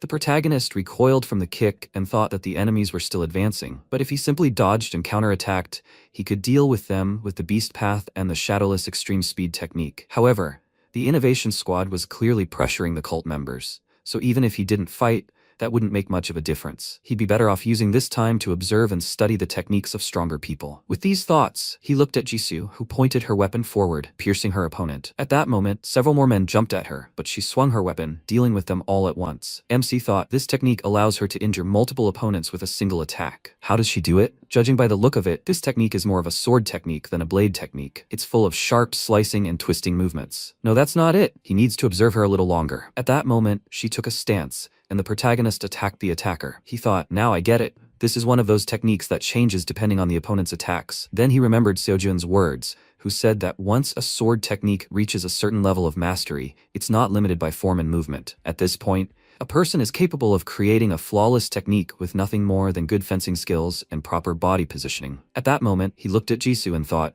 the squad leader doesn't use any specific technique. She focuses on her enemy's movements and attacks. And each time, she delivers a unique counterattack based on that. Just one attack, and that already covers 9 different sword trajectories. If he were to try applying what he'd just discovered, Jisoo looked at the protagonist, who had rushed into battle and thought that he'd been watching her for some time. What was that boy up to? At that moment, the MC launched a powerful attack and then headed toward the man running toward him. He made a cross-shaped cut, then sighed, thinking that he couldn't create more than 2 trajectories at once right now. At that moment, Jisoo looked at him and thought, how could he just manage to land 2 strikes in one motion just by watching her? But this is one of the pinnacles of her unique blade art. It took her 2 years to master it. At that moment, MC looked at the sword in his hand and thought he couldn't do more now. But the logic was clear. Now he will watch the deputy leader. At that moment, Minjun turned his gaze to him and thought, this guy, it seems like he was just copying the leader, and now he's switched to him? The leader's technique, Supreme Heavenly Blade Moment, is based on the path of the beast, so it's logical to assume that he should be able to copy it to some extent. But his martial art uses dagger throwing and the sword art of the dragon cry. Observations alone certainly wouldn't be enough to replicate this. With these thoughts in mind, he rushed forward, releasing several blades and simultaneously attacking his opponents with his sword. He looked back at the protagonist and thought, how could he do this, Yoonseol? He wouldn't even dare. Then his eyes widened in surprise as the protagonist dual-wielded his weapons and charged, attacking multiple opponents at once. He thought, this is the kind of mindset that allows him to use different martial arts in each hand. Most people would focus on the fact that he was throwing daggers, but he wasn't limited by the weapons he used and saw the very essence of his art. Then the protagonist looked at the bodies lying on the ground and thought, he knew it. He tried to copy the deputy leader's technique, but he wasn't strong enough. He looked at the weapon in his hands and thought, there's no way he could learn this so quickly. If not for the writing from the archives, he wouldn't have been able to perform even this pathetic imitation of a copy. Then he looked to the side and thought, so who's next? He looked at Woojin, who was attacking another opponent, and thought that this wasn't a fire rain sect sword technique. He looked at his sword and thought the power emanating from it was simply incredible. Who would have thought such a simple movement could do such a thing? He didn't think that observing from the outside would help him in this case. Then he walked over to one of the prone bodies and reached out his hand, and Woojin looked at him and thought, this guy, what is he doing there in the middle of the battlefield? And at that moment, MC said in surprise, that's it. At that moment, the man behind him smiled and raised his hand to attack, but the protagonist swung his sword back, piercing the attacker's body. He swung it several times, cutting through his body. And at that moment, he thought, now he understands. As soon as he makes contact with the opponent, he infuses his sword with true chi to maximize his power. MC thought he'd observed the people he needed long enough. At that moment, he heard a shout, Nanya Pavilion, you idiots. How dare they come here? He'll tear everyone to pieces. With those words, a man leaped toward them, and Minjun, looking at him, said, here he is, the leader of the Wind and Thunder Gorge sect. At that moment, he concentrated energy in his hand and shouted loudly, sending 2 magical projectiles forward. The warriors shielded themselves with their hands, trying to fend off his attack, and one of them screamed, Poison Palm, and Jisoo ran forward and shouted for him to get lost. They leaped at each other, and the man thrust his hand forward, releasing powerful energy, and he shouted for her to die. In response, Jisoo swung her weapon, unleashing a powerful slashing attack. It sliced through her opponent's attack and hit his body. Then she looked down and thought, Unseol, he'd been watching them the entire fight. In such a short time he'd managed to copy their techniques. Until now, she denied his talent only because she didn't want to acknowledge a child who'd only recently begun studying martial arts. But now she could no longer deny it. At that moment, the attacker concentrated his energy in his hand again,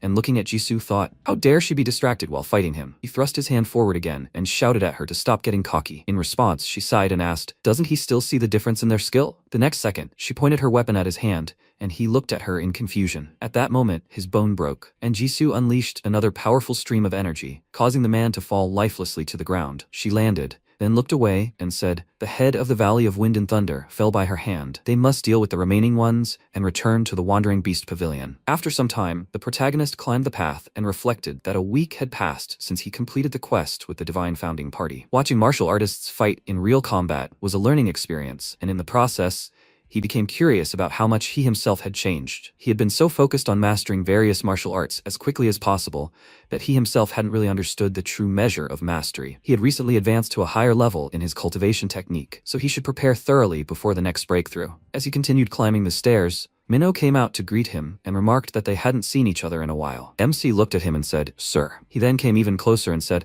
I've heard of his achievements. He replied that it was all thanks to him. He laughed lightly in response, then looked at him thoughtfully and asked, he's here because he wants to learn more about cultivation, right? The protagonist was surprised. How did he know that? He replied, he hasn't laid the foundations yet. It was time he faced a hurdle because of that. When he was training him, he thought it would take at least 3 years to reach the 3rd level, but it seemed he was wrong. He noticed the energy surging from the protagonist's body, then took his hand, offering to test his internal energy. Then he released his hand and said he had a reserve of internal energy equivalent to over 60 years. The pure true chi he had accumulated since childhood had transformed into antipolar true chi thanks to the activation of his dormant vessels. At that moment, the protagonist thought he knew it all along. What he had felt then was not a mistake. Minho asked. He said he wanted to understand the standards of martial arts, right? The highest level is 1 step above the first rank. There, the body and internal energy reach their maximum limits. And when one transcends this limit and reaches the pinnacle of the martial arts they have mastered, this is the highest peak. Beyond this comes the final, divine limit. Having reached this limit, one will be able to freely control both body and spirit. He will be freed from the shackles of internal energy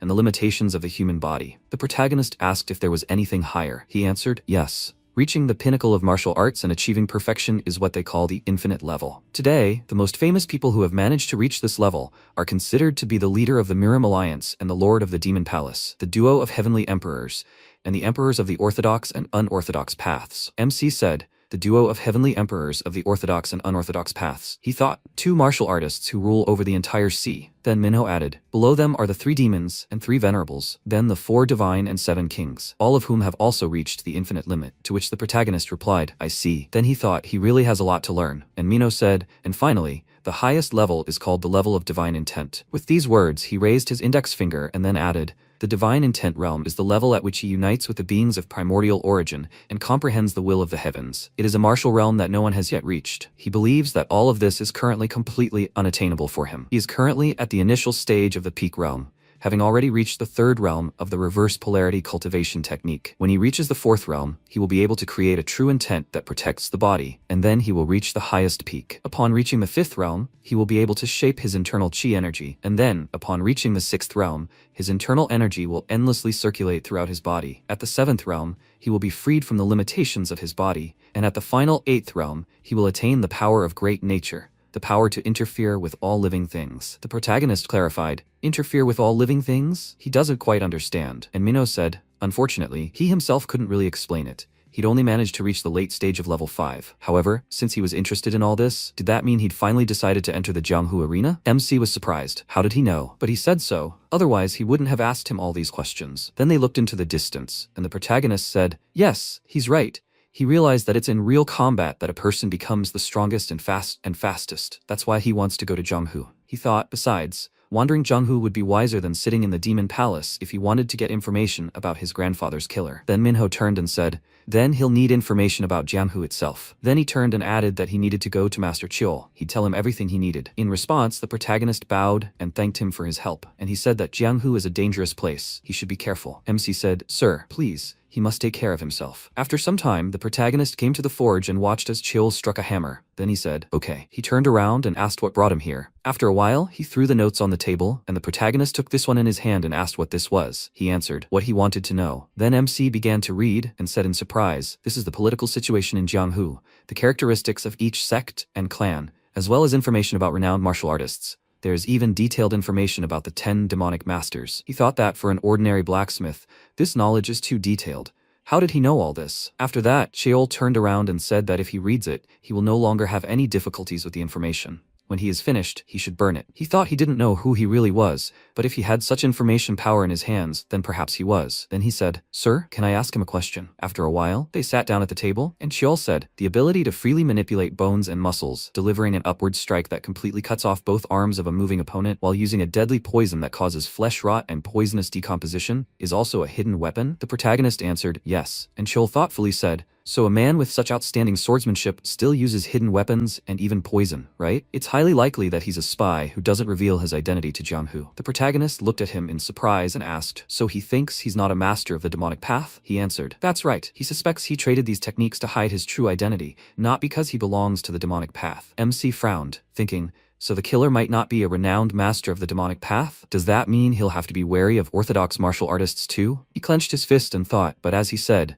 if all these traces were intentionally planted to mislead others, then how would he find him? Then Chul said, "Unsol, he has a proposition for him." After a while, the protagonist said he wanted to go to Jianghu, and Jiho looked at him and said, he was just wondering what brought him here so suddenly. Wasn't the experience he gained in the Divine Foundation squad enough? He replied that although that experience was very valuable to him, he felt he needed real, live clashes to truly hone his martial arts. Jiho rested his head on his hand and said that he understood, but he couldn't let him go so easily. He was, after all, the deputy pavilion leader. To be allowed to enter Jianghu, he must be a member of a hall or squad and have the leader's approval. MC said he knew, which was why he wanted to join the rescue squad. Jiho looked at him in confusion, then, leaning his hands on the table, stood up and shouted, "What?" Before he could finish speaking, the protagonist said he heard it from Master Chul. Not long before, he had told him to join the rescue squad, Inseal. The rescue squad deals with assassinations, kidnappings, and thefts of highly valuable resources. They carry out missions that the Demon Palace doesn't officially recognize. This would be a good opportunity to get what he wants. The protagonist thought that in the current situation, dealing with the killer was truly extremely difficult. If he joined the rescue squad, he would surely be able to find a clue. They are given dangerous missions where you risk your life every time, which means he will definitely become stronger there. Then Jiho shouted, "No, he can't allow this." Before he could finish speaking, the protagonist said he knew what they were doing.